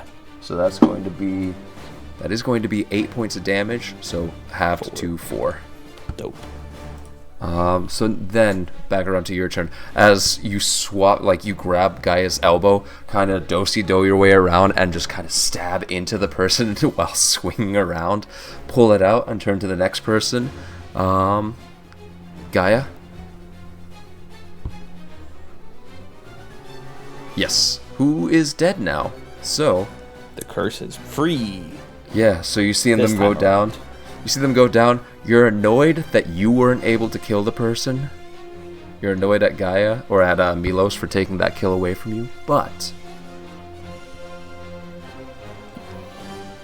yeah. So we've killed 3 of the 6? 2 of the 6. 2 of the 6, okay. Yeah. And damaged, like, 2 of them are damaged at this point. Okay, cool. Oh, so you're doing... okay, gotcha. Thank you.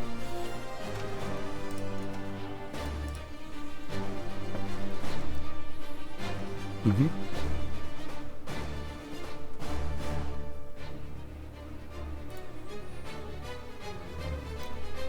What are you doing? Okay, cool. Ooh. Yep.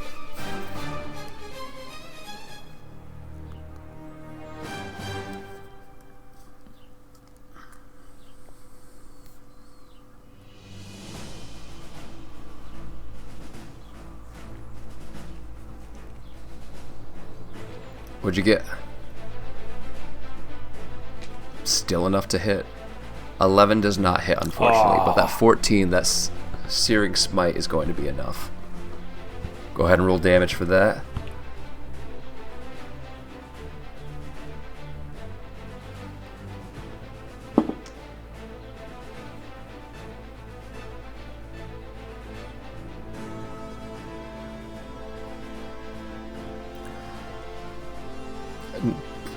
Do they need to if they're dead?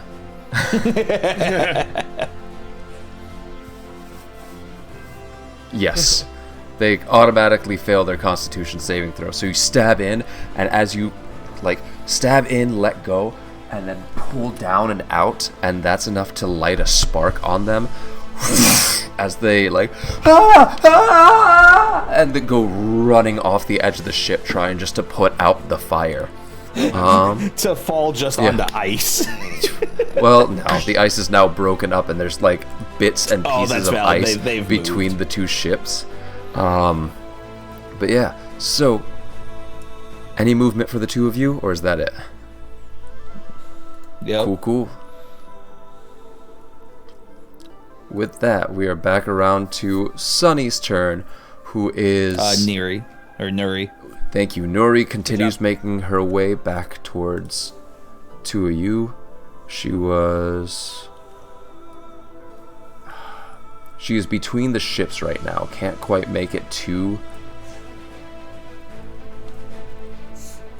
She's flying over to you, and you hear... again, this is... At this point, Nuri is very... There's a lot going on. She's having trouble keeping everything level in her head, and so again, you don't hear words. You hear those emotions, those primal emotions of sorrow, confusion, less of it than before, but still some rage. And really, regret. Like, she's sorry that she left you to be on your own. She needs to be there to protect you since you're so small and fragile. Wow, obviously not, but like from Nuri's perspective. She loves Daddy. But on the deck of the Lament, the crew is trying to get this white dragon under control. They start throwing ropes up to try and pull it down. Okay, that is a 20, a dirty 20. And the dragon gets disadvantage for a total of 15. Nice. Ropes are thrown over it, and it is grappled, and they start pulling it to the ground. The hooded figure up in the rigging sees this happening. Doesn't do anything yet because it's not their turn. But it doesn't like it. Doesn't like it. Captain Dara shouts, "Someone get Obit up on deck. I need him now." And both Bastion and Obit come up from below deck at that point. Or on the Lament turn, which is next. Sniping anybody is my question. I'll say, yeah, you see Conrad up in the... You know what? Good point. Conrad is up in the crow's nest. Yeah. Conrad is lashed to the crow's nest. And... I'm just saying, I feel like he would be taking shots at the crew on Surin's song. You see the rope that the hooded figure was holding on to snap. They lose their balance, or they start they're going back and forth.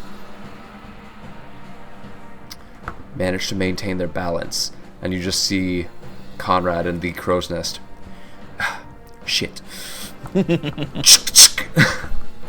Get ready to fire another shot, but with the Lament's turn, it starts to get the wind in its sails. Oh. Rotates that 45 degrees. But it has to take its turn to reload both guns. Moves forward about 50 feet, out of range, so neither ship can fire at each other.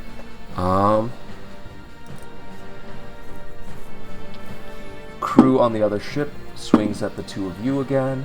So that's going to be, we'll say, Gaia first this time for a 16 to hit. Cool. Milos for the second one, that's going to be a 19 to hit. That one will. And then, odds or evens, Gaia.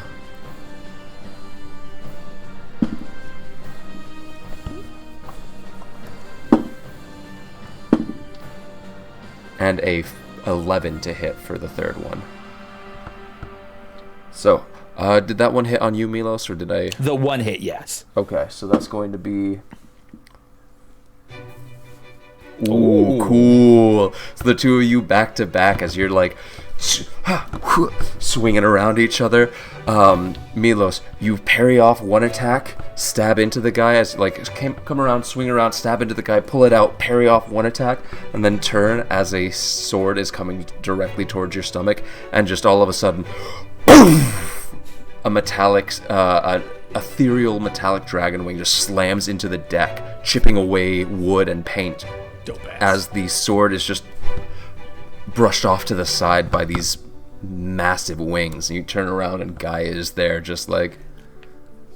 Just out of curiosity, is her crew alive? Yeah. Or are they...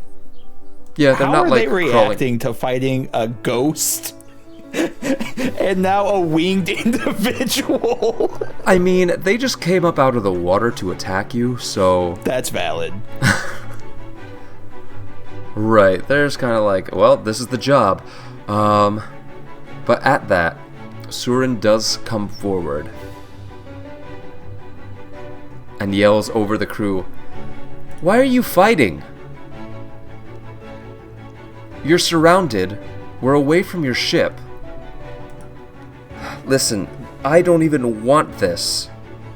I got what I wanted. My brother is dead.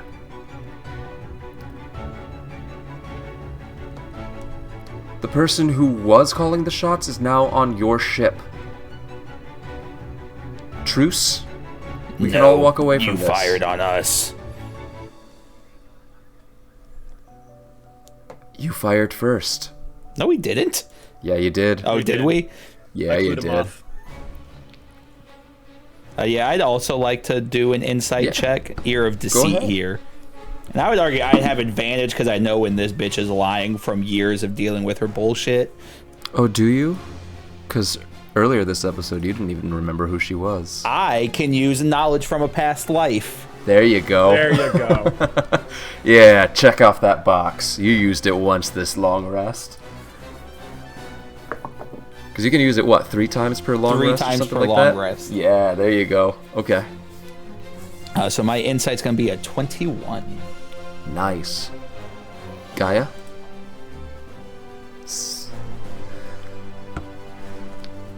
Hard to read. Just because, like, and you realize it's because she's got such a good poker face that she's hard to read. But it seems like she's telling the truth. It seems like she really does want to call a truce in this moment. You're not sure what that means for the overall battle, but she does want to stop the fighting between the two of you and her crew. I'm going to whisper to Gaia, I'm taking this bitch to the grave.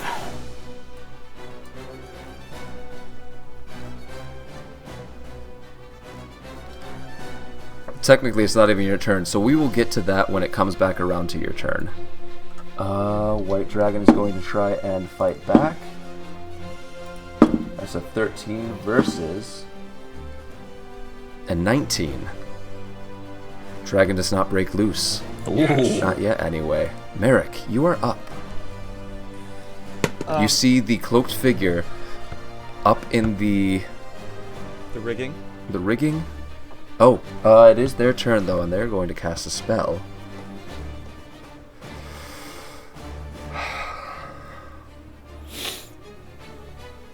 They cast Enlarge. Oh no, that's only Enlarge person, not creature. Aha! Right? Or no, I have to double check this actually. Yeah. I think it works on...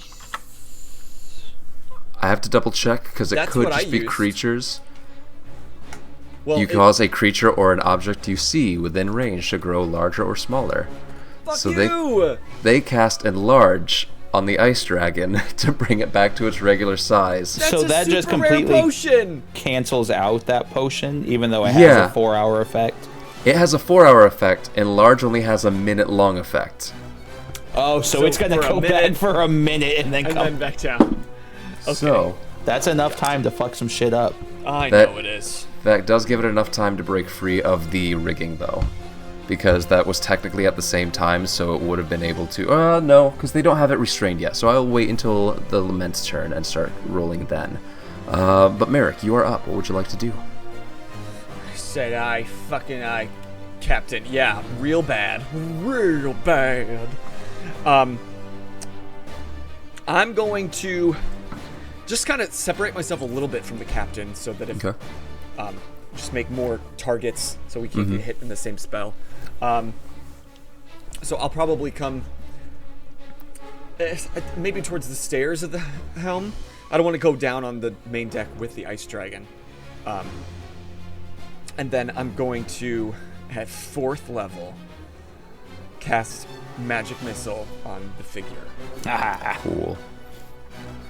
So 4th that's what, level? 7 darts? 6. And yeah. You... Wild magic surge. No? I mean, it is a wild magic surge, but I think he's casting Counterspell. Counterspell is cast as you speak the spell into existence.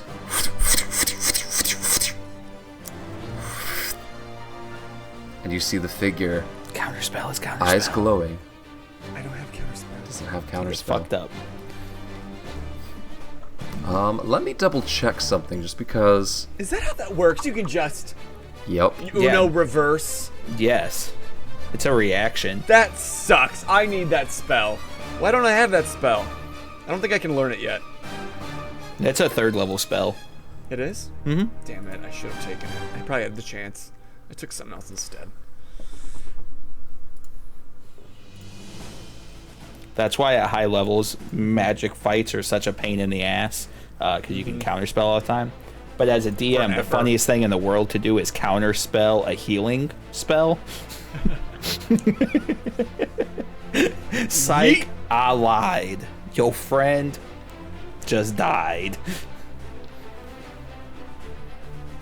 Yeah, I don't think Obit has counterspell, unfortunately. Damn. So, 60 people on our ship, but nobody had counterspell prepared. ooh, hold on. What's Obit Busy doing? doesn't, but There's no sort of roll you have to make for counterspell? Nope. they have to roll if it's above the level of, like, since you cast it at 4th level, and I think counterspell's a 3rd level spell. He did have to roll, but he ended up rolling a 19 when Failing the DC was counterspell 14. is very, very difficult. Yeah. I was wondering if I could use Bend Luck on that, but it's not going to do any good anyway. It's a don't think fairly so. broken spell in the sense that it fails very, very rarely. Ben Luck would reduce it could reduce it before, but that still wouldn't be enough. Still wouldn't be. He would No, have had to not roll even. like a 5 and below to get it to fail. Yeah, not even Myth has counterspell, unfortunately. So, your action is wasted trying to cast Magic Missile. Do give me a D100, though. I somehow learned counterspell. That would be the funniest thing in the world right now. That'd be amazing. Okay. Come on. 45.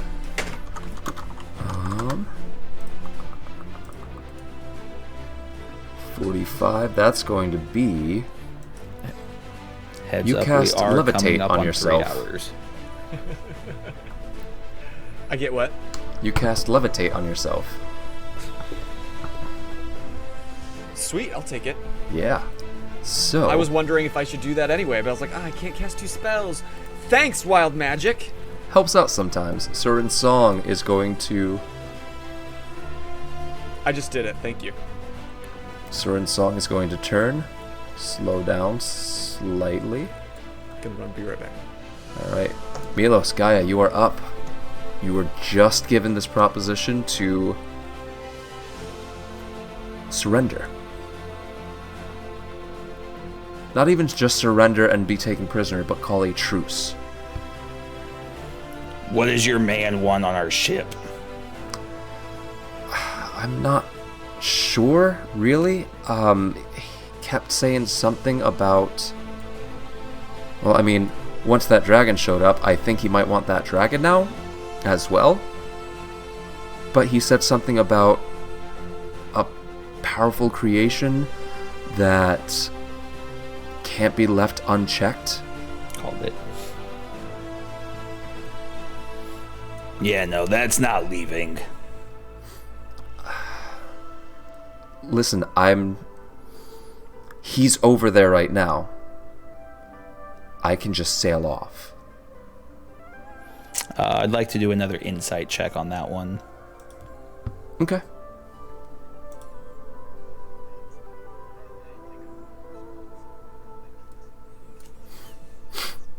Yeah, Gaia, you think that she's just like, she is 100% just cutting her losses and like, yeah, this is not worth it. So, That's a dirty 20. dirty 20.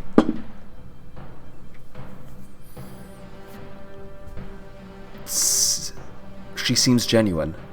Like, she seems like she would just sail off right now. I'm at a crossroads because I'm trying to figure out how much knowledge from a past life. What was the memory that would have came back to know that I can't trust her? It wasn't to know that you can't trust her.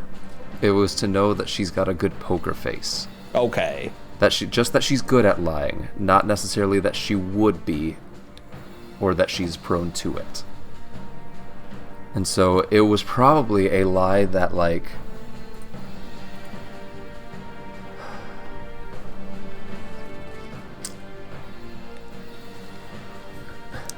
yeah, it was probably something like that, like from knowing her as a growing up, and probably a bit more serious than that, like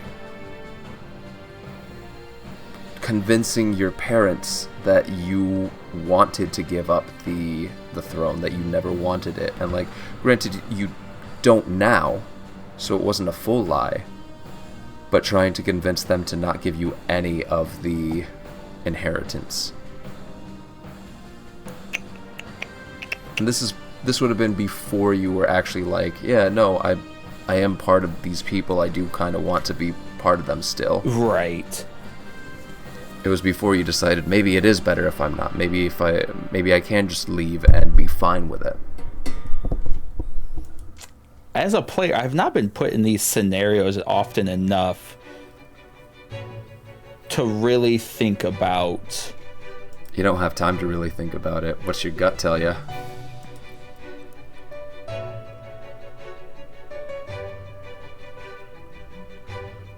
Right. Yeah, Milos loves that kid too much. He's not backing down. Milos is going to keep fighting. So turning and just stabbing someone? Yep. Cool. Go ahead and give me an attack roll. Oh, I see what you're saying. Yeah. This crew is Wait, what did I miss? This crew is currently not going after whatever this cloaked figure wants, whereas the cloaked figure is on the ship trying to get what they want. Do we know what that guy wants? Did you say that while I was gone? They want a powerful creature that needs to be checked. A powerful creation that can't be left unchecked. Shit. If you say you don't care about your partner here, then you should have no qualms with getting us back to our ship. That means getting back to where they are, and does not allow me to get away from them, since I am currently betraying them. They don't need to know that. For all they know, you're coming to the ship to attack. And I know our crew. He's distracted right now. He's not focused on you. Yeah, no, I'm not going back there. You can have a rowboat. See, that's 300 feet. That's going to take too fucking long, and I'm not wasting a whole nother episode rowing across the fucking ocean. Didn't you just do this? I'm just saying, truce. We don't need to fight. She wouldn't have her hands up. She has her hand, like, she is cocky as all hell, just has her hand on her sword hilt, like, standing above the rest of the crew in the command deck as you're fighting off people. I'm just saying, we don't have to fight, and we can go our separate ways. Yeah, no, I'm back to Milos is going to keep fighting. Alright, this turn is wasted conversing, so Gaia, what were you doing during all this? Kind of looking around. Alright. Nuri comes rocketing down, and you do hear, I'm sorry. We need to go, though. And, like, this is as you know that Nuri is rocketing closer and closer from, like, high up in the air.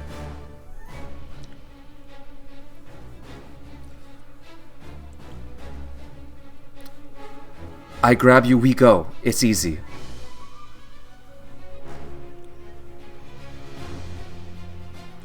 Into the water. I don't care. We go.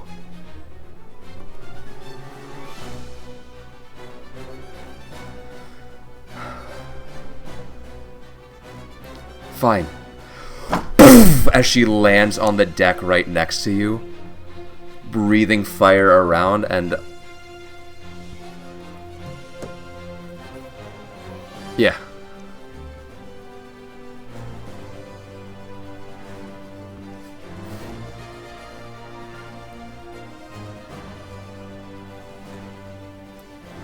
But you would have heard her and I talking to each other. And I feel like Gaia would know Milos' I didn't put my sword down. My sword's still up. Gaia, this is up to you to decide. Are you continuing to fight, or... Like, Nuri just landed, everyone stepped back, you have the chance to make an attack if you want to, or... You can wait to see how things play out.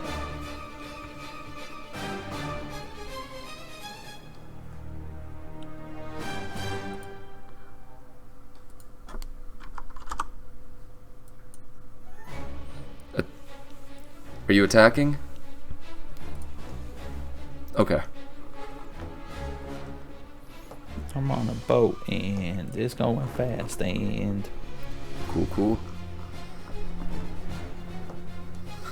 Alright, so with that, we get back around to the crew's turn on the Lament, as well as the Lament's turn.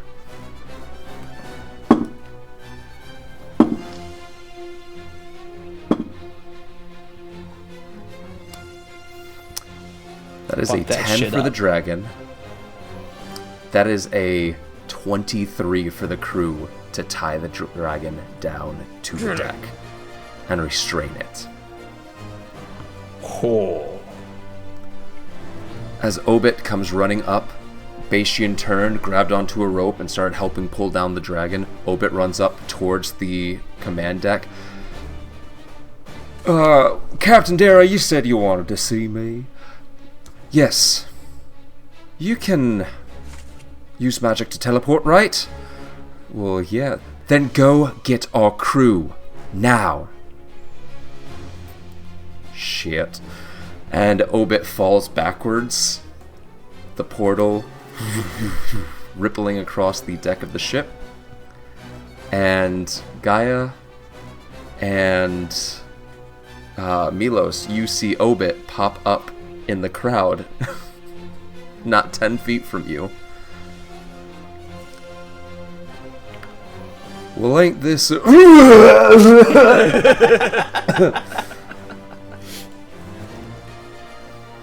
shitty situation? Afternoon. Just nodding to the people who just turned and are pointing swords at him. I'm here to collect the Lament's belongings and get them back to our ship. I hold no ire towards any of the crew of this ship. I am simply the messenger. Good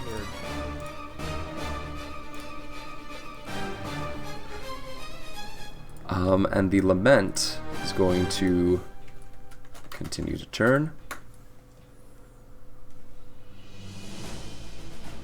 And try to not move too much so that they can spin around faster. Alright.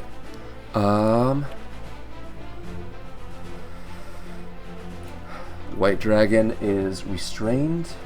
Will continue to fight, but can't break free. Yeah, pretty much. Bastion is like throwing Standing on chains its over. neck. Bastion is throwing chains over it at this point. The figure up top realizes the situation. And you see them. Oh, you know what? That's a good point. Lizzie does like... Lizzie's absolutely up in the rafters with him. Yeah. Yeah, Lizzie's up there and tries to drop down and stab at him, but she only rolled a 9 with advantage. Oof. Because I took her flask away.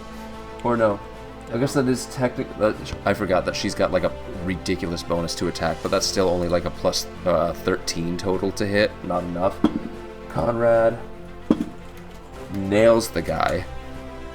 Who, or the figure, who drops concentration. The dragon shrinks down. Yes! Almost gets away, but they tighten everything down on it even more, and it makes it harder for the dragon. Fuck yeah. And you see the figure up there. See how things are going.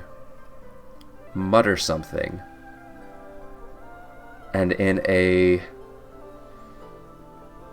jittering, shuddering, blurring purple,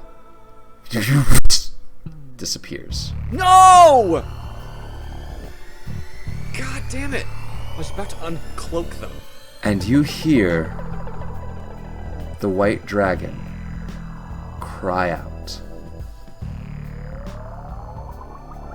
struggling against the ropes, breathing ice against the deck.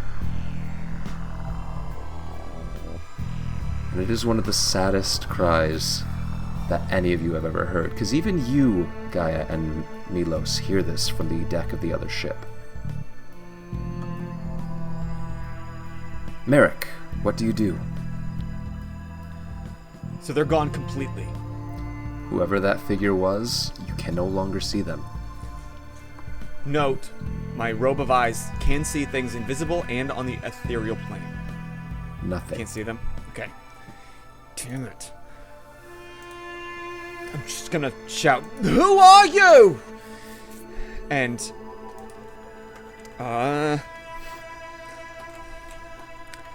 fucks up what I was gonna do.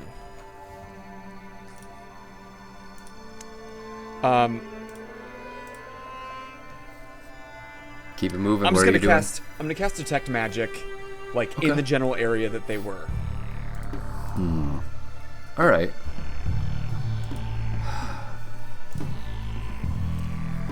Give me a charisma check. Just D20 plus charisma. Against magic? No. It's with magic. Ugh. Because you're trying to detect kind of what they did. 6. Yeah. Unfortunately, it is difficult, if not impossible, to tell what kind of spell they did after the fact. So. Yeah, that's all I got. Coggin, Alright. Did you know who that was? No. But I think they knew who we were. Shit. So, Surin Song's crew is doing nothing at this point. The ship turns to have the wind at their back, continues to move away. Milos, Gaia. You do hear Surin say, and that noise sounded like things are going bad for our mutual shithead. Again, I'm not going to bring you back to your ship, but I will give you the means to make it back there. If we just go our separate ways. What say you? Milos is going to make a beeline for Surin so he can talk to her face to face. Give me an athletics check. You're trying to push through an entire crowd of people. Incorporeal. No one can grapple you. That's right. Okay, so just phase through people. like That's amazing. Dementor-esque, just. That's a really cool spell. And you walk up in front of her. By the power of Torm, I will bury you in the depths, where even the darkest of sea creatures cannot find you, if you do not leave this area immediately.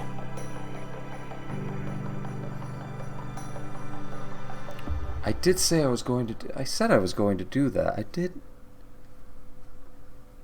Yes, sir.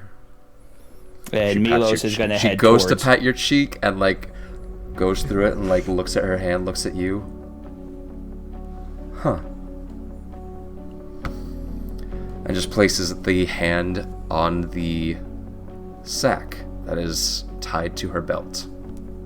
And Milos is just going to back towards Obit's dimension door, I'm assuming is what he used. Yeah, and he goes, I can't really grab onto you. Is there a way to stop that, or... Can I for flavor text, step and fall in through the dimension door? Yeah, sure. I'll find you anywhere you are. And I want to step into the dimension door and then fall through it. Cool. Obit's like, well, alright, Gaia...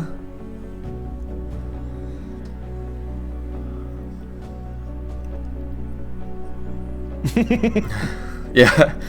Gaia, can you make it back on your own? I can just do the two of us. Okay. And he just jumps up and like cannonballs down directly into the deck. And so Milos and Obit like pop up onto the deck, exactly where Obit was standing a moment before Merrick. And Gaia, you've got this entire crew around you, and you do see the figure that you and Milos thoroughly beat, almost killed, just kind of like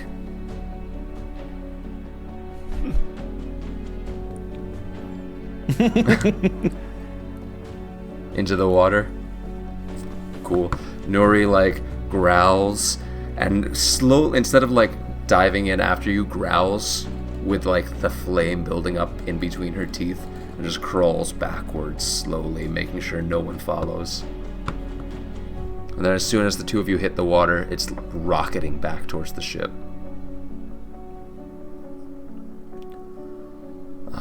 Eventually the lament does come back around. It's easy enough for you to get back. The white dragon is pinned to the deck, and you just hear an occasional whimper, for lack of a better term, escape the dragon's mouth. Milos, as you come up onto the deck, you see Bastian like tying a rope around the dragon's snout to make sure that it can't open its mouth and continue to breathe ice on anyone. Milos is going to approach the dragon and kind of the crew. Nobody hurts the dragon until Gaia gets back. We were not planning on it. It was trying to hurt us. We just needed a way to keep it from doing any more damage. We do not want to hurt the dragon, no matter how dangerous they may be. And Milos is going to like wave his arm back over him to come back into a physical form. I'm Bastian, like, you see him like place a hand on the snout. I understand the concept of monsters not always being what we expect them to be. Takes the hand off as the dragon like tenses up at the touch, backs away. You and Milos. No one touches the dragon until Gaia can okay it. A question about my levitation. Am I able to cancel it, or I'm stuck like that until the No, you can cancel it. Okay, as soon as I see Milos reappear, I'm gonna cancel levitation and just run up to him and hug his leg. You kept your promise. Everybody watch our back. I don't trust the bitch isn't coming back. Did you kill her? No. Gaia and I may have had a chance to defeat them, but I wasn't risking it. Did she tell you who that figure was? She's looking for you and Kagan, so we need to get as far away from them as possible. Really? It is looking for him. Why? Why me and Kagan? One of you is too strong to keep unchecked. Don't know which one of you it is, but you're a part of the crew, so you're protected. I believe it's both of us. It's probably you, to be honest. It's probably you. Stop. Love you, bro. Psychic knuckle bump. Felt it. Where's Gaia? Occasion, or after a while, it'll take him 36 seconds to swim back. After a while, Gaia makes his way back to the ship. Nuri clambers her way up on board. Gaia, would you be on Nuri's back since she can swim with you on her back? Probably not. Okay. So Nuri clambers up on board, shakes off like a dog from head to tail, and then Gaia climbs up after her. And Gaia, in front of you is this white dragon. I'm gonna try, and I'm just gonna like reach out. I'm not gonna like touch the snout, but I'm gonna try and see if I can talk with it mentally or telepathically. Okay. Yeah. Milos is going to try to comfort Nuri, who I'm assuming is not too happy at the idea of Gaia going to this other dragon. Nuri is just as interested as Gaia, and as you see Gaia, Gaia, what does this look like to everyone else? Do you kind of just reach a hand out and keep it a couple inches away from the creature? I'm gonna try and do that little hover around it. So you see Nuri come around and off the side, around the eye. You see Nuri come around in front of it and crouch down to be eye level with the dragon and just peer eye to eye with it. And Gaia, as you reach out, give me an intelligence saving throw. Not my strong suit. Oh, thank God. That's a 19 minus 1, 18. 18. It hurts at first. Not enough to do psychic damage, but it hurts as you reach out and you feel just the edges of this creature's mind. Almost nothing but pain and anguish and anger. Not, at least on the outside, from what you can tell, there's very little good feeling left. And then as Nuri places herself down in front,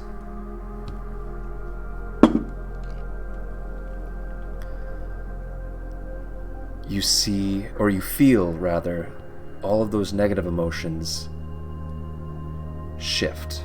They're still there, and that's still primarily what this dragon is feeling, but there is a single calming curiosity, possibly even considered hope, seeing another dragon. And with that, I'm gonna try and this is for outside wounds, but maybe it will help for inside wounds. And using the gift of the metallic dragon, I'm gonna try and calm and heal some of the anguish that this thing is going through. Okay, so mechanically using cure wounds. Yeah, mechanically using cure wounds through gift of the metallic dragon. Okay, give me, what is your ability for wisdom. that? My give ability. Me it's wisdom. Give me a wisdom check. That is a 14. 14. You heal the wounds on the outside, the ones that it did get from falling, or not all of them, but we're calling this to a close pretty soon here, and unfortunately Lucas isn't going to be with us next week. So I think we just need to try and finish the campaign here. And I was going to say, this seems like a good cutoff point before we pick this back up in the future. Yeah, closing session for now. I was expecting this to take 2 sessions. Wow. So we'll do a closing session. It's almost as long as 2 sessions. Yeah, so we'll do a closing session next time, but it'll be more of a meta and us talking about what happens afterwards. Wow. We're heart to heart with a dragon. So, yeah, Gaia, you heal some of the wounds from the outside, from it falling down as it did, and it seems to mentally draw away from you as you do so, because you do need to touch it, and it tries to pull away, but it's bound down, and it mentally tries to lash in your direction. But then as it feels the healing, that confusion grows. Rather than it being all negative emotions, that curiosity grows slightly. It is still on edge, it is still nervous about you and Nuri, but instead of just being angry or hateful towards you, it is now curious and nervous towards you. I was able to give a very panicked dog a treat just now. So, with that, you hear Nuri in your head say,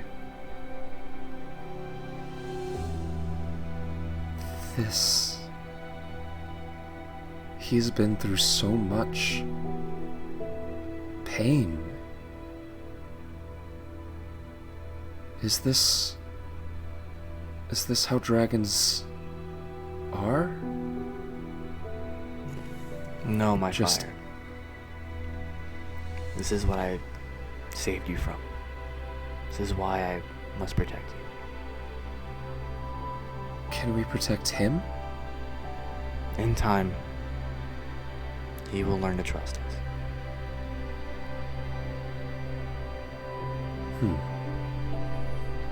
And Nuri's mind kind of... what's the word I'm looking for? She brings her mind, instead of reaching out to you and to the other dragon, she kind of just brings it in for introspection. Reflection. Yes. And just kind of settles in front of the dragon. The other dragon. Seemingly relaxed. And I guess that's where we'll call this session. It's heavy, man. Sorry so that for... was Gaia's last session? Yeah. And even, I mean, this is... Next session we'll do a kind of after the fact, as well as questions and answers.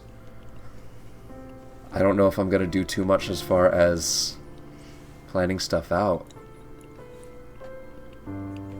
So, we'll be back next Thursday. Too natural of a conclusion, yeah, to really push forward with any more. I know I want to keep going, but if we do, it's going to be a whole nother campaign and adventure.